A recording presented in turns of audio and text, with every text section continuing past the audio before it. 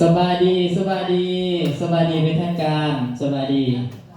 ก่อนอื่นข้าพเจ้าขออนุญาตแนะนำสื่อสันติสุขพิมพ์มาสอนเป็นผู้อำนวยการฝ่ายการตลาดของบริษัทพาสโกลา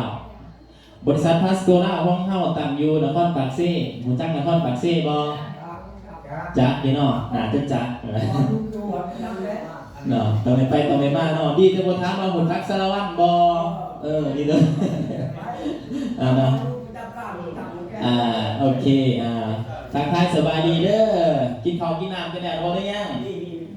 เฮ็ดเป็นกันเองเด้อเฮ็ดอยู่บ้านเมืองสร้างแต่ของเองเด้อเนาะมื้อนี้ก็คือในนามของบริษัทพาสโกเฮามื้อนี้เป้าหมายก็คืออยากมาเผยแพร่ให้พ่อแม่นะครับฮู้เรื่องเกี่ยวกับปุ๋ยเนาะปุ๋ยจะมีปุ๋ยน้ำแล้วก็ปุ๋ยเม็ดเนาะปุ๋ยน้ำปุ๋ยเม็ดเกี่ยวกับการทั้งใส่เนาะปลูกมันปลูกข้าวปลูกพืชทุกต่างๆเชิญได้เด้อกำลังเริ่มมื้อนี้เนาะมาไว้ในนางหน้ามาซ่าในนางหลังบ่เป็นหยังเด้อมื้อนี้เป็นงานของเราเองมื้อนี้เชิญกันไปทางไหนคนใดเชิญเลยเชิญมื้อนี้มีแนวดีๆมาให้มาฝากมาต้อนเด้อในนามของบริษัทเฮาเนาะได้มีโอกาสได้มาเยี่ยมยามถามข่าวเนาะโอเคบัดนี้เนาะยับเข้ามากินกาแฟกันก่อนบัดนี้เชิญ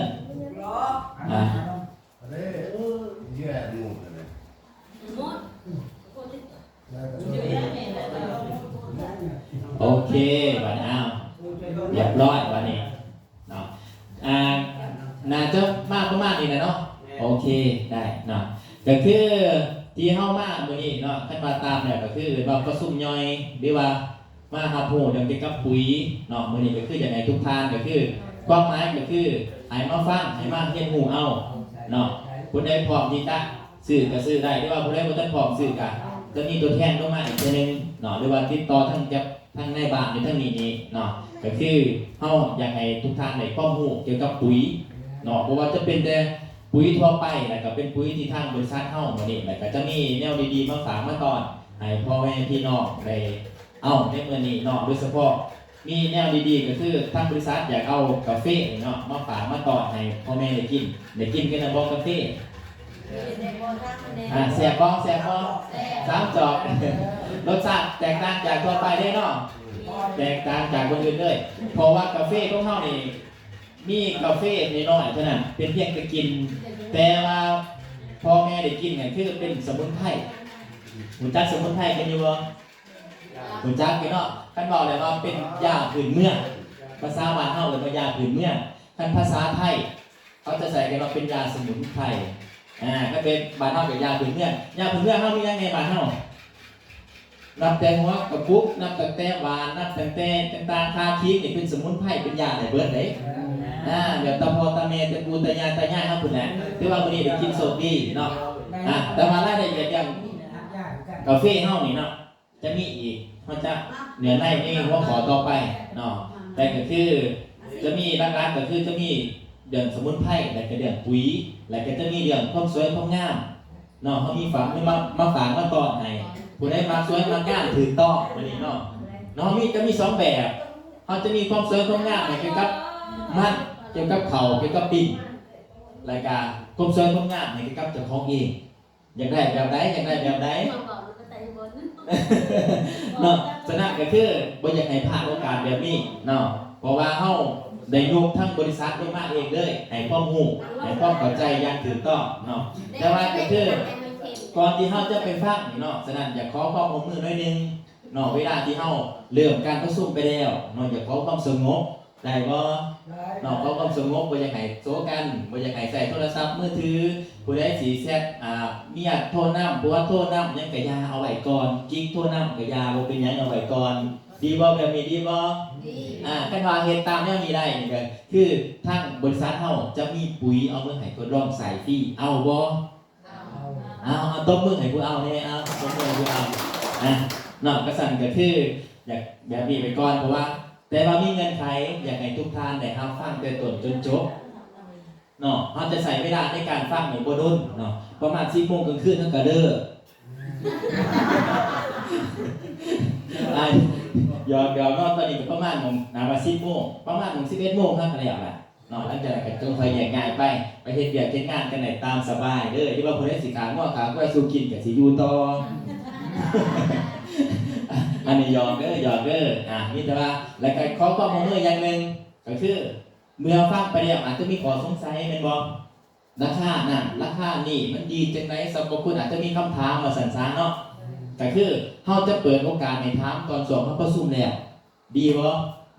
เพื่อว่าความเข้าใจผู้ใดสนใจแบบใดอยากรู้แบบใดให้ถามละเอียดได้เลยมื้อนี้เฮามาพิเศษเนาะให้ใครขอคงใจให้พ่อแม่ได้รับรู้เบิดเด้อเนาะคันว่าไปประชุมอยู่บ้านก่อนต่างคนต่างถามต่างคนต่างถามแทนที่ว่าจะประชุมไว้แม่นบ่ฝาก12 โมงกลางคืนก็ยังบ่ทันแล้วฉะนั้นอาจารย์ขอความร่วมมือแบบนี้ได้เลยเนาะ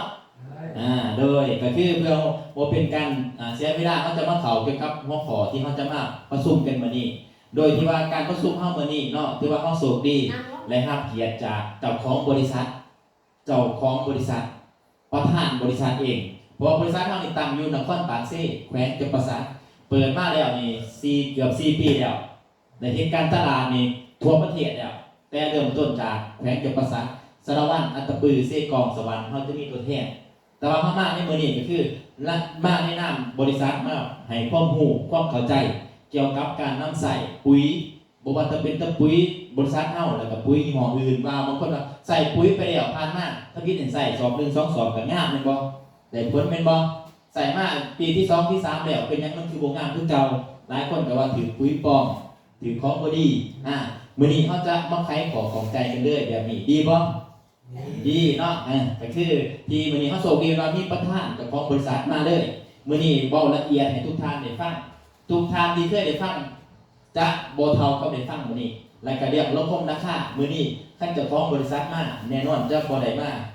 เอาราคาตามปกติให้อาจจะมีราคาพิเศษให้อีกทานก็บ่ได้แบบนี้อยู่บ่อื่นแล้วก็มีซื้อมีแถมต่างๆนานาอยากมาของแถมอยู่บ่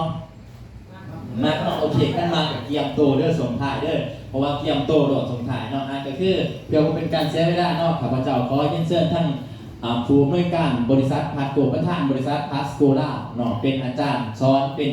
ผู้เชี่ยวชาญที่ไปศึกษาเกี่ยวกับเรื่องปุ๋ยมาโดยละเอียดได้มาทุกท่านให้เข้าใจตรงนี้เนาะเพราะฉะนั้นขอเสียงตบมือต้อนรับท่านอาจารย์ธงชัยปีซ่าเพชรเมืองลาวสมรลำเหลืองเนาะเริ่มคือเลยเนาะก็ได้ก็สวัสดีฐานเนาะข้าพเจ้าซื้อทุกไซปีศาจเป็นเมืองลาวเป็นเจ้าของบริษัทพลาสโกล่าเนาะเขาจะการเพียงคนเดียวแล้วเป็นเจ้าของโครงการปีนี้อายุ40 ปีนะ40 ปีเป็นคน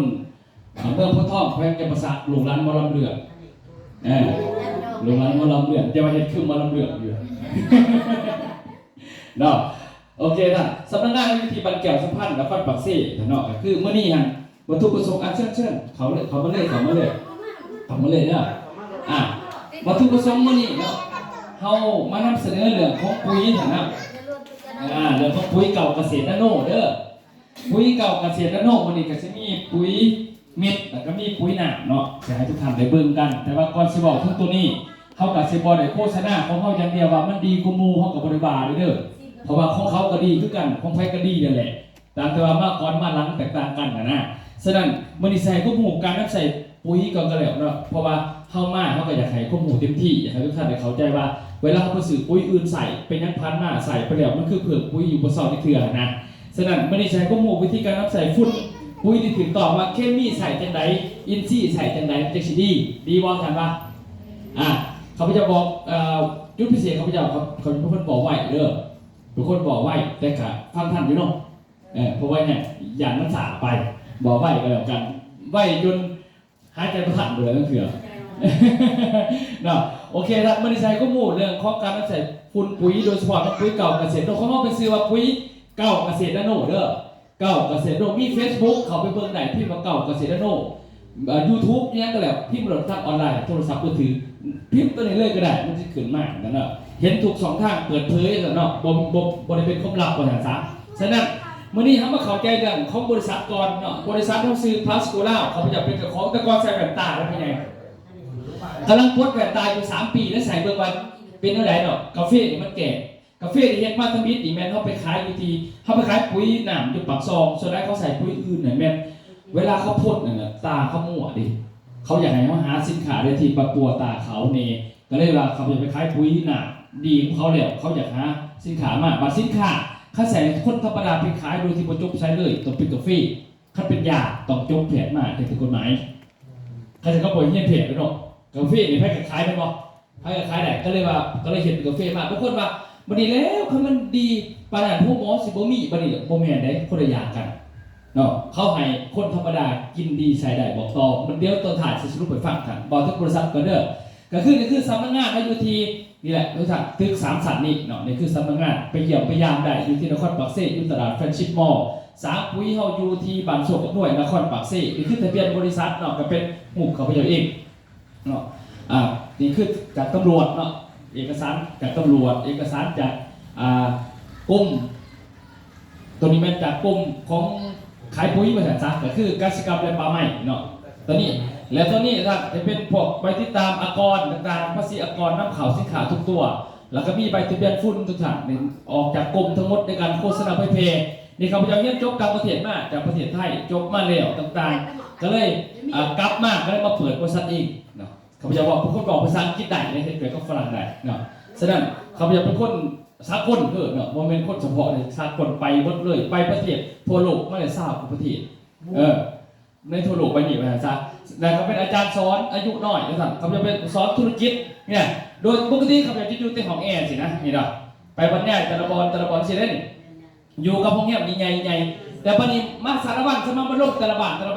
พราะว่าเขาจะเปิดตลาดมาหลายแขวงสารวัตรเขานี่เปิดแต่ก่อนมันเปิดที่เมื่อก็ปีแล้วก็แล้วบัดนี้เขาสิลงสารวัตรบัดนี้เปิดทำนิดนี่แม่นให้ประธานเบาเองก่อนเพราะว่าต่อไปจะเป็นหน่วยงานสิลงนะเขาสิลงเองแต่ละบ้านแต่ว่าประธานลงเองก่อนเพราะเวียกเขาจะกระลายเลยหลายแต่ว่าอย่างข้อมูลมันสิบ่ถือใจประชาชนนะเขาจะก็เลยว่าต้องสื่อสารไปเนาะนี่นะครับเขาจะเป็นวิทยากรนะครับธุรกิจอาเซียนของเนี่ย10 ประเทศดิฉะนั้นเนี่ยเขาไปจะอยู่แต่ยังสิแหละนี่เขาไปอย่างเนี่ย400-500 คนมาเฮียนนำสินะมีลูกศิษย์ลูกหาประเทศไทย1,000 กว่าคนฉะนั้นเขาไปจะจัดงานแต่ละครั้งอยู่ปักเซ่เขาเท่านั้น500 คนสิเลยเต็มเลยสิครับนี่เนาะล่าสุดเนี่ยเขาก็จัดอยู่ที่โฮงแฮมวันอาทิตย์ที่แล้วนี่จัดอยู่ที่โฮงแฮมเอราวัณนะครับนี่โฮงแฮมใหญ่ตัวนี้แล้วก็มีพมอนแล้วก็ไปห่วงต่างๆนี่พมอนเลยอันนี้พมอนแล้วก็ไปหับตัวท่องเที่ยวตามประเทศฟรีนี่วันกลางเดือนนี่ก็ไม่เพิ่นไปฟรีดิมีพมอนก็ได้ไปไม่เก่งก็ได้ไปเพราะว่าเขาจะเอาตัวแทนบ้านตัวหนาไปเดี๋ยวพมอนก็ไม่เก่งเราจะเอาเขาเป็นตัวแทนนำเราบริเสียเงินเสียยังดอกเด้อหมายว่าเขาไม่เฮียนถูกเข้าใจซอยในการกระจายปุ๋ยนะแต่ไหนพอปุ๋ยเขาไปซื้อปุ๋ยนี่เขาก็เอาปุ๋ยมาขายกับมันบอกเขาก็ซื้อแล้วเขาก็ได้แต่ปุ๋ยคือเก่าข้างบนเป็นซีมีอย่างอันนี้มันเป็นธุรกิจเพิ่มเติมนะเขาก็สั่งกันไปเนาะนี่นะท่านมันเป็นมันนี่เขาจะเป็นเจ้าของเองเนาะเฮียนปุ๋ยจากโรงงานภาษาโรงงานไหนโรงงานอินทรีย์โรงงานเคมีชีวภาพเขาจะเอาคนไปเฮียนปุ๋ยลายด้วยกันจนมาเข้าใจปุ๋ยบนลายนั้นปุ๋ยนี่นะท่านเนาะให้เขาใจเรื่องปุ๋ยเนาะก่อนเขาจะสอบปุ๋ยใจปุ๋ยขายก็เริ่มจากกระสอบ1 2 สอบเป็นรถตู้รถกระบะต่างๆไว้แต่ก่อนนี่ท่านเขาจะสอนนี่สอนปุ๋ยให้กับต่างประเทศนี่คนมานั่งฟัง300-400 คนนี่นะเขาจะก็เลยเคยสิ้นกับการจับไม้อยู่ตนาคตเนาะเรื่องตัวมะลับมาต่างหากคนละอ่านเอาไปดีก่อนขายปุ๋ยท่านเนี่ยวะเป็นรถเสียได้เด้อหลายถังเนาะลงต่างๆมาท่านลงนี่แต่ละบอลน้ำเข่าปุ๋ยเท่านี้ถึงต้องตามกฎหมายทุกอย่างนี่เขาจะจ่ายครับปุ๋ยเขาเนาะเจ้าหน้าที่ตรวจสอบทุกกระสอบได้ปุ๋ยเท่านี้เอาเขามาจากประตูเดียวทั้งหมดเลยทุกท่านบริง่ายเนาะเป็นตรวจสอบก้อนสมบัติสารต่างๆกับหลายอันหลายเหนี่ยวลงโฆษณาเผยแพร่นี่ก็มีเอกสารจากการจากแผนก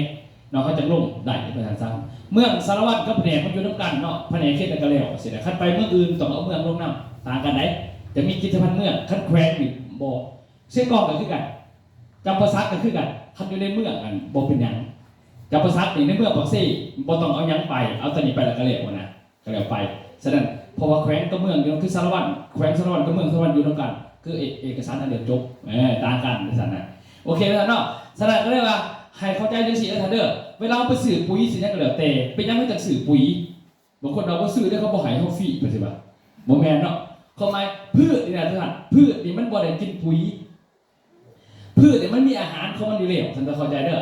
เขาพยายามเอาข้อมูล6-7 ปีมาสรุป1 ชั่วโมงเด้อท่านเข้าใจเด้อแล้วก็ชื่อเอาเวลาไปซื้อปุ๋ยน่ะ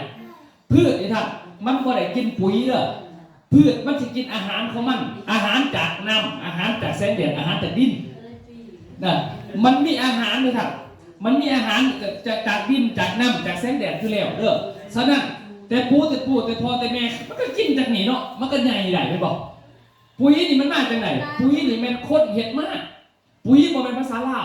เอิ้นว่าฝุ่นปุ๋ยเคมีภาษาลาวเอิ้นว่าฝุ่นวิทยาศาสตร์ภาษาลาวบ่มีเขาบอกปุ๋ยเคมีฉะนั้นฝุ่นวิทยาศาสตร์คือนักวิทยาศาสตร์เห็ดมาก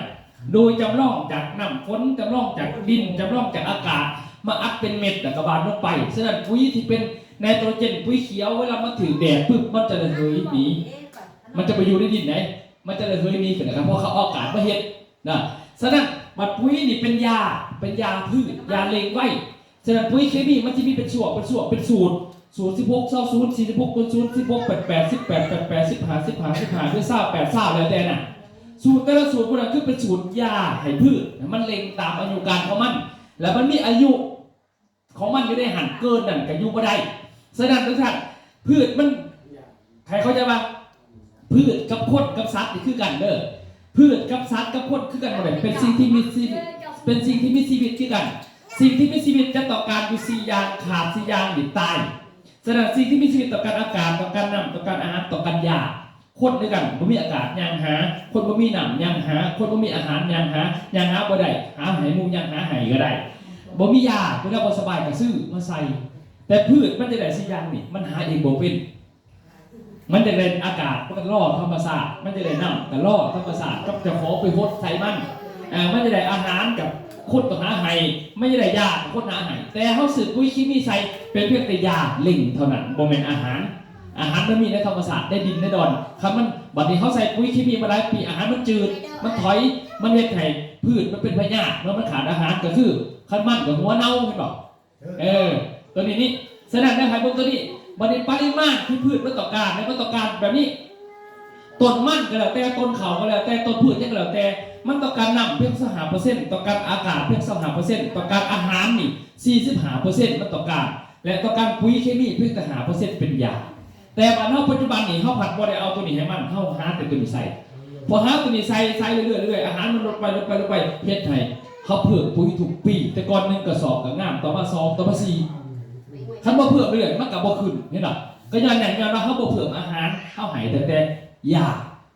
คือคนนี่นะบ่ให้อาหารให้กินแต่ยางามบ่มันสิงามอ่ะ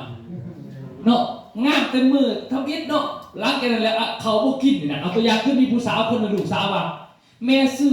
เครื่องสำอางข่อยเขาเห็นเขาขายใน Facebook เท่าไหร่ 6,000 บาทคันว่าจะซื้อไอ้ข่อยเขาสิเฮ็ดให้เฮ็ดหน้าให้ซอกจับเอาไปใช้คันลองซื้อมันเบิ่งแล้วก็ค้างไว้ในห้อง7 มื้อน่ะ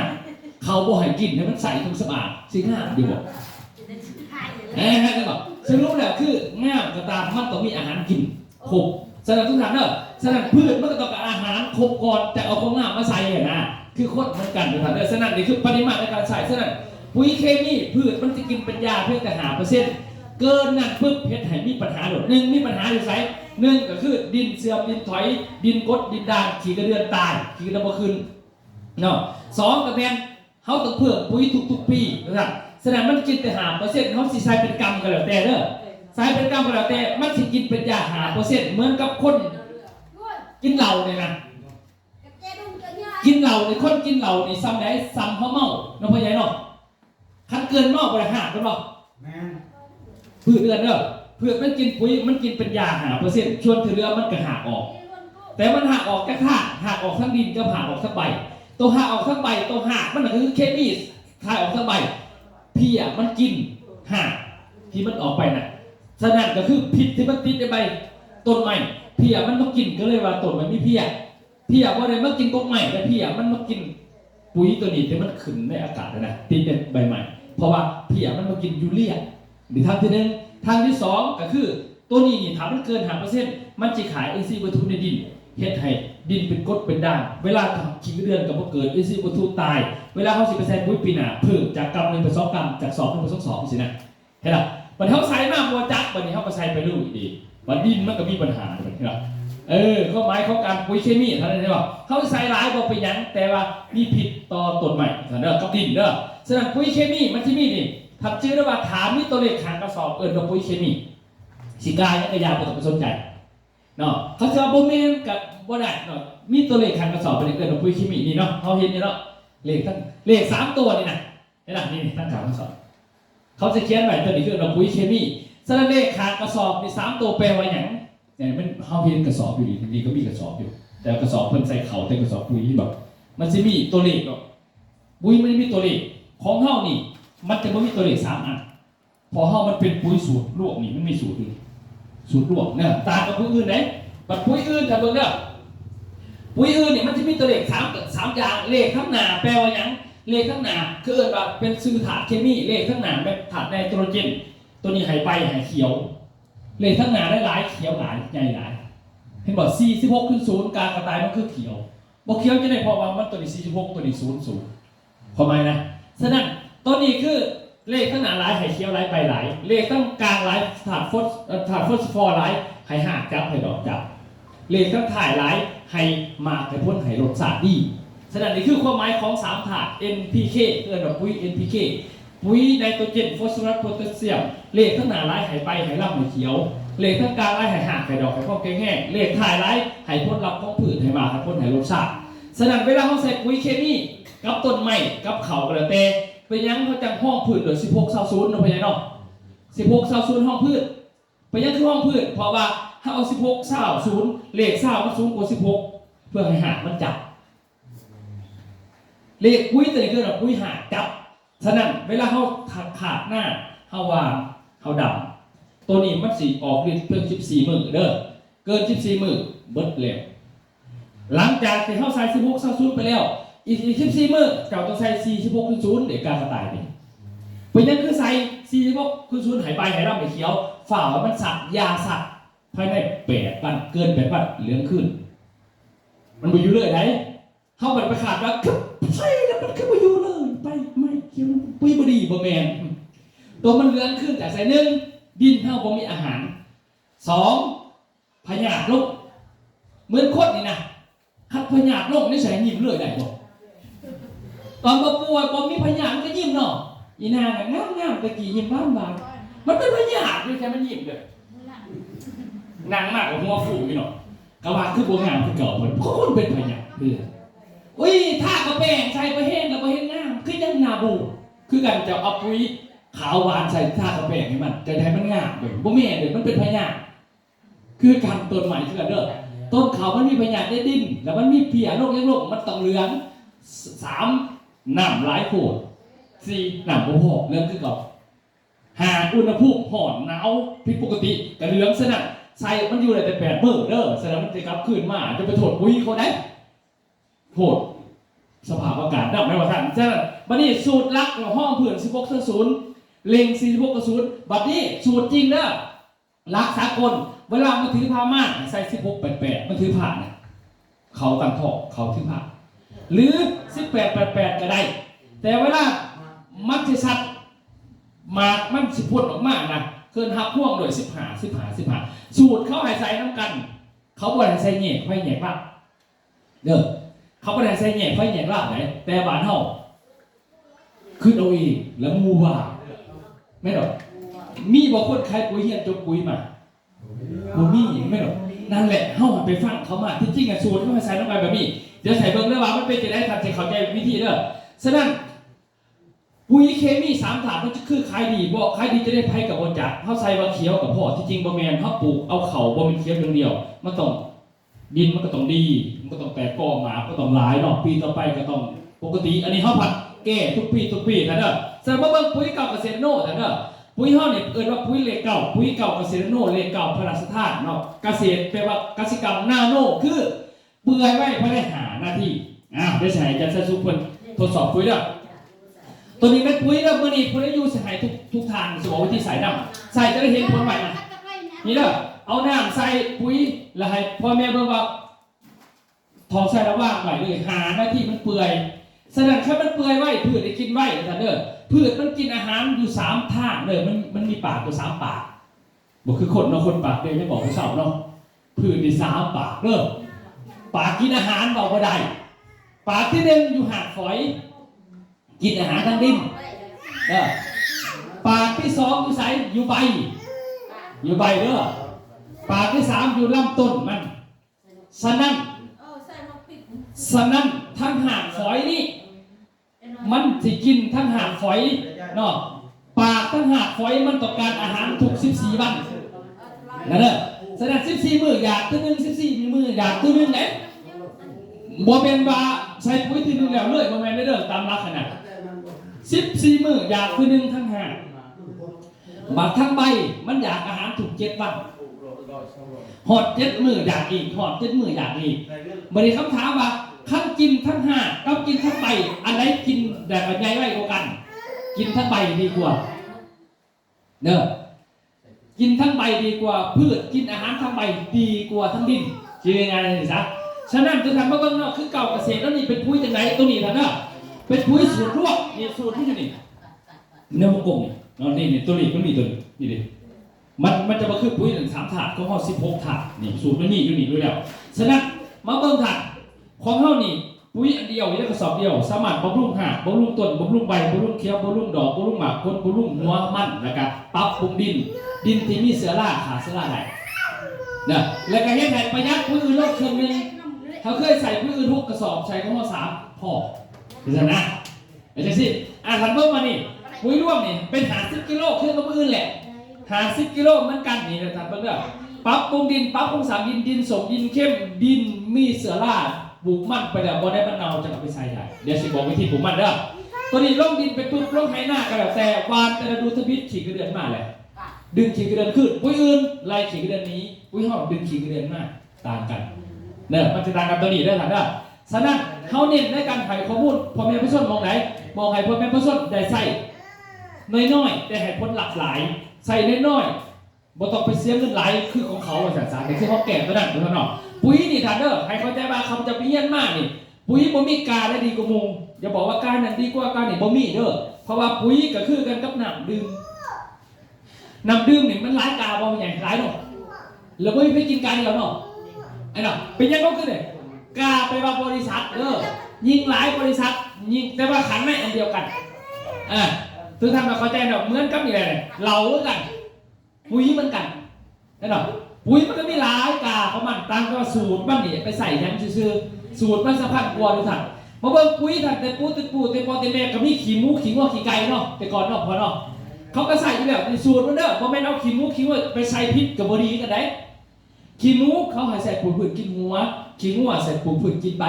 ขี้ไก่ใส่ปลูกพืชกินหมากกินผลถามว่าตอนที่เป็นหมากเป็นผลแบบพี่ตอนเป็นหมากเอาขี้ไก่ขี้เป็ดไปลงเป็นหมากคือกันแต่ตอนมันเขียวเอาขี้งัวขี้กล้วยลงมันพืชเอาหัวเป็นขี้หมูเห็นป่ะโมเมนต์เราเอาอะไรไปใส่ซับกันบ่ได้เลยบ่ได้กันแต่เขาบอกเข้าใจกันหรอกขนาดเราปุ้ยพอเมียซ้อนมันเขาจะบอกเข้าใจกันหรอกเขาขี้จับหัวเลยเนาะพอแต่นี่ขี้งัวก็ไปใส่เพื่อนบอกเขาก็มันคือมาเห็นหมากเนาะเขียวอยู่นะก็เป็นหมากบ่ได้เด้อ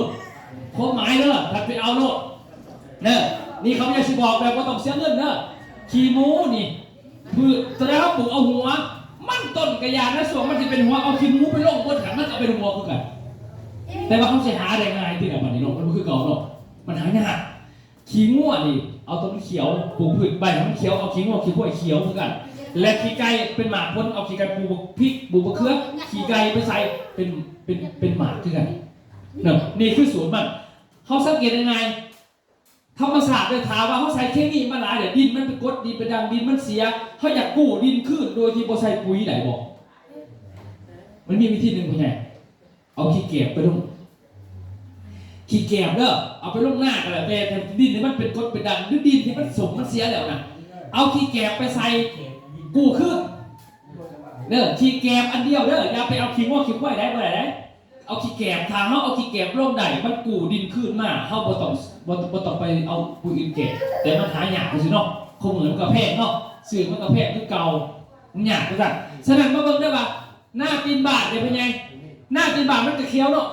เขียวสุดแล้วลบมันบ่ลบแล้วก็มามัน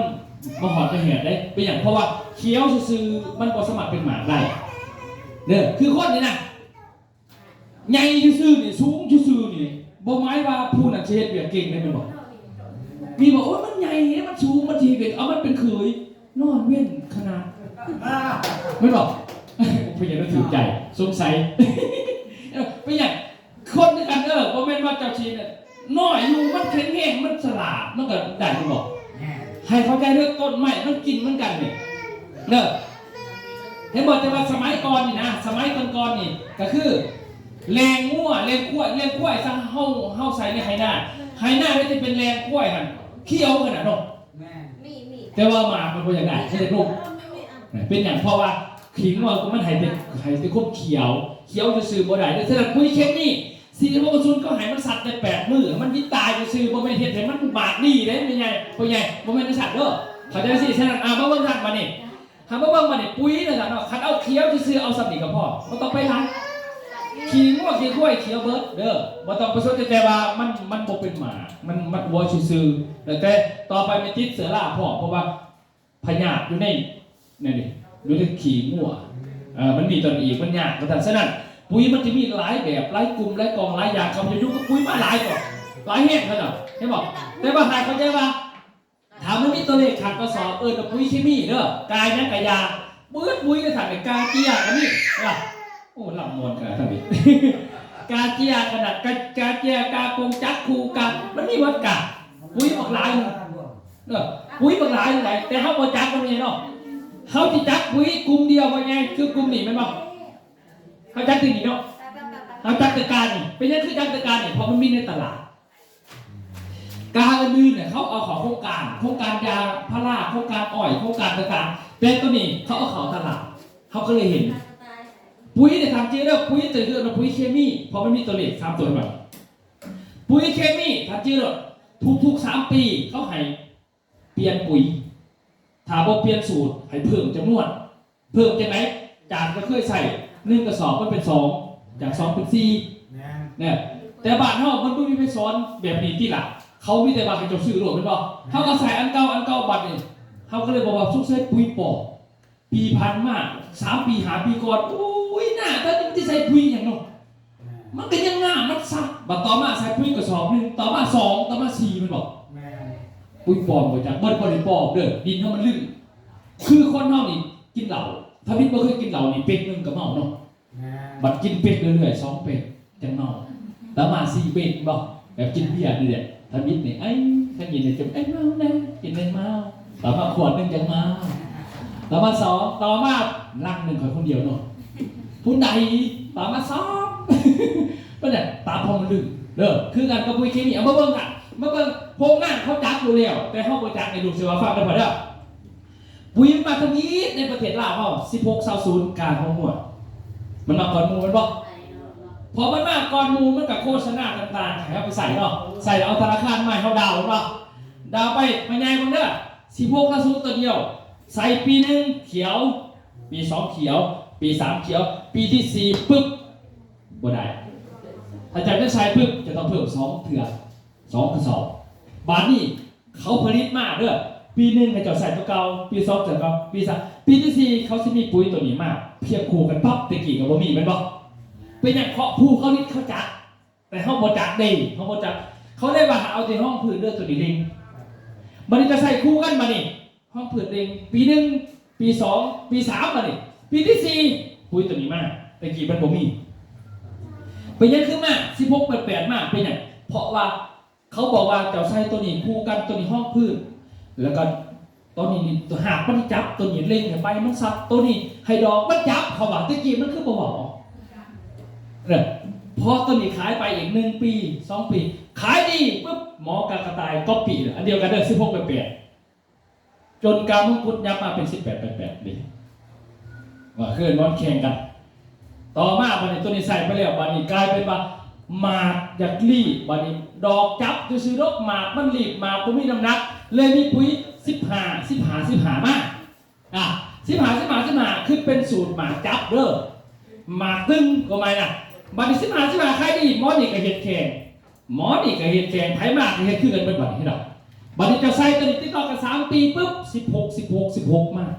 แต่บ้านเฮาบ่มีขายเป็นหยังเพราะบ้านเฮาติดอันเก่าแล้วก็กลับไปกลับมานี่เฮาในต่างประเทศเขามีอะไร16ขายดีแข่งกันต่อมาจะมี18มามันมีปุ๋ยหลายเลยเห็นบ่เขาเฮ็ดมาแก่ว่าปุ๋ยอื่นๆก็ตามมาเฮ็ดมาแก่กันเฮ็ดมาให้เฮาได้เปลี่ยนคันบ่เปลี่ยนบ่ได้เขาต้องเพิ่มจำนวนขึ้นอีก2 เท่าเขาบ่อยากเสียเงินเพิ่มก็เลยต้องเปลี่ยนปุ๋ยแต่บ้านเฮาบ่จักเขาใส่อันเก่าแล้วมานั่งจมว่ามันคือมาบ่น่ะจักเทื่อเห็นบ่มีข้อนึงแล้วก็เบิ่งสูตรมันต้นมานี่สูตรมันต้นในบ้านเฮานี่ได้ใส่ปุ๋ยบ่ผ่านมาอย่างนอกบ่เป็นหยังคือบ่ใส่ปุ๋ยเพราะบ้านเฮามันคายเอาน้ำหนักแล้วก็แล้วแต่ไผสิเฮ็ดแต่ต่างประเทศเขาคือใส่ปุ๋ยฟังเด้อบ่แม่นเขาบ่อยากใส่ปุ๋ยดอกพอเขาก็บ่อยากเสียเงินแต่บ้านเขามันมีโครงการเข้ามาแล้วคือว่าเฮานี่เป็นประเทศอื่นเด้อ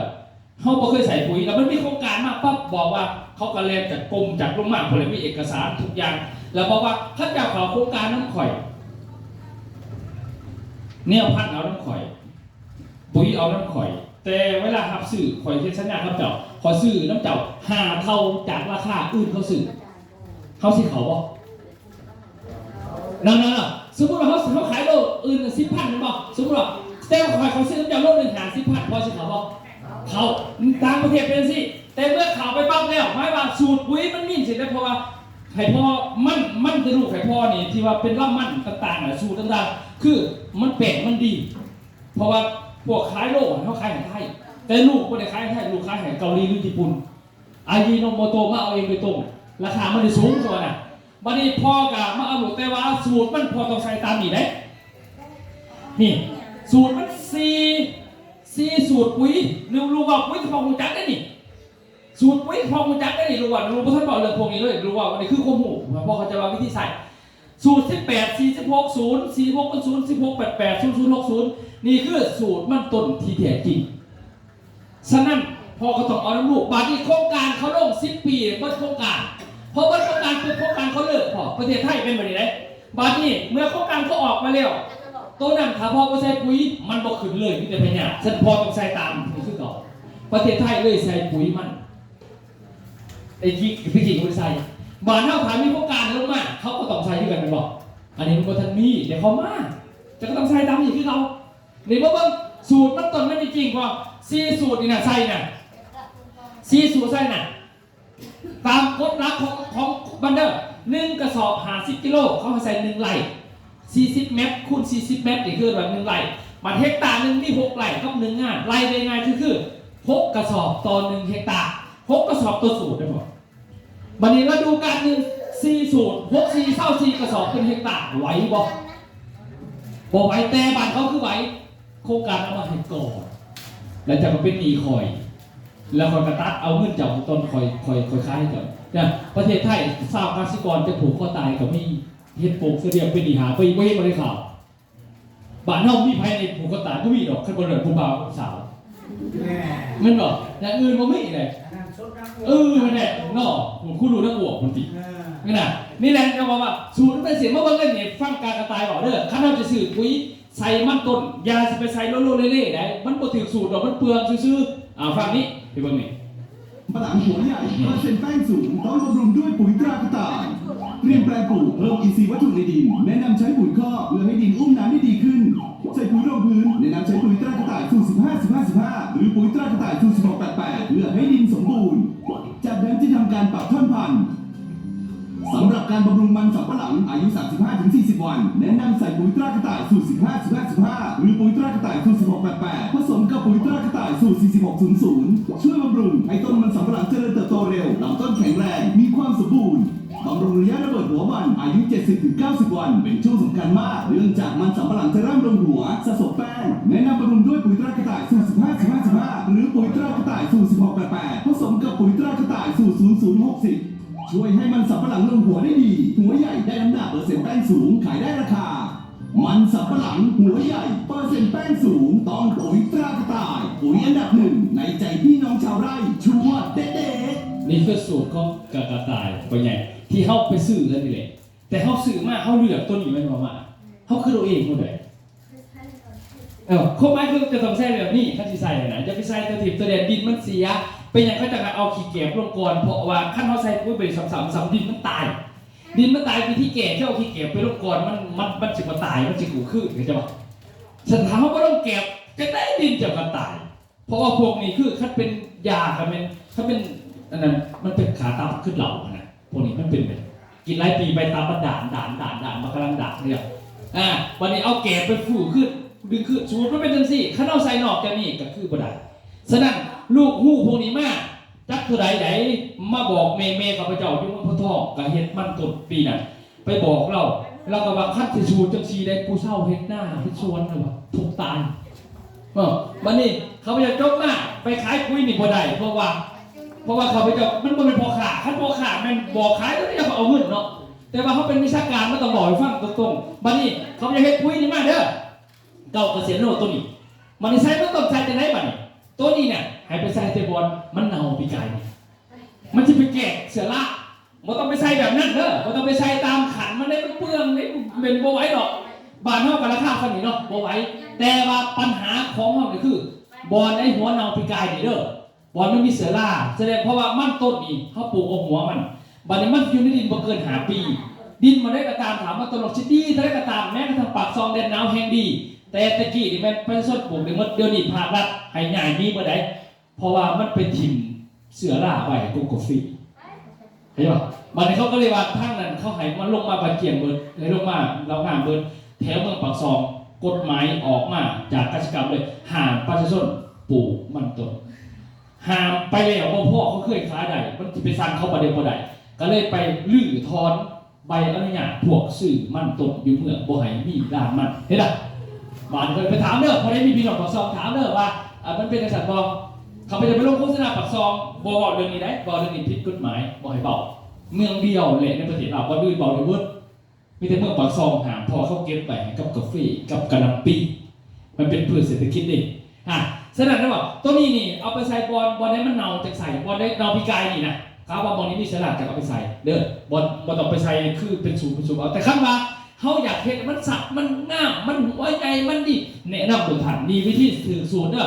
ใส่สูตรนี่เท่ากับปุ๋ยเคมี24 กระสอบสูตรมันนี่มันต้นตัวท่านจะบอกวิธีใส่มันต้น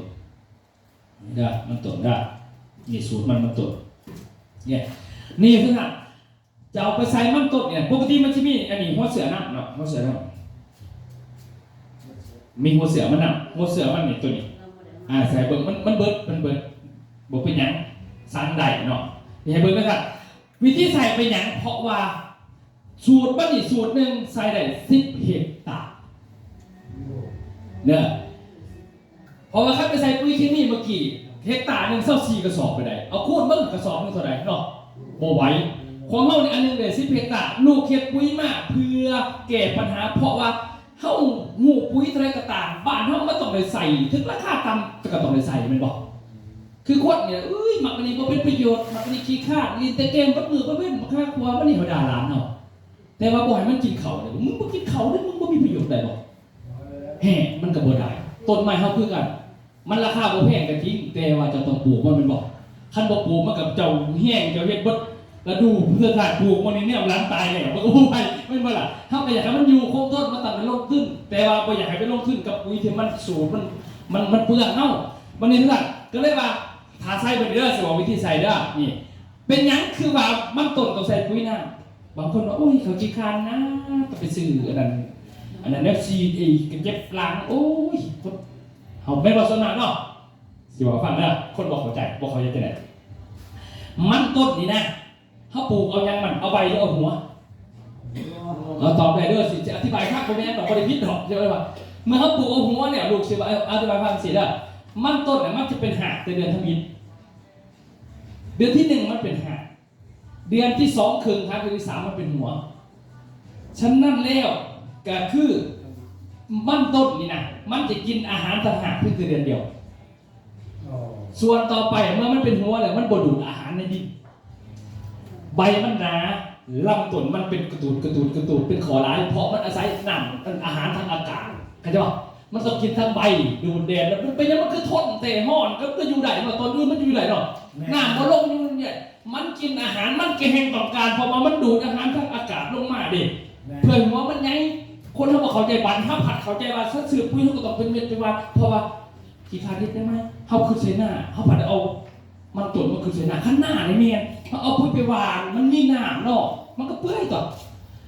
บัตรมันตุ่นโมเมนเดอร์จะไปเอาไปวางอยู่ที่ตัวเดียนมันต้มมันนี่ปุ๊บเดียนหอดวะหอดเนาะมันไปแดดมันไปเผาปุ๋ยมันก็คืออากาศมันเสียครึ่งหนึ่งไอ้หรอคันเราใส่พิษย่างปุ๊บ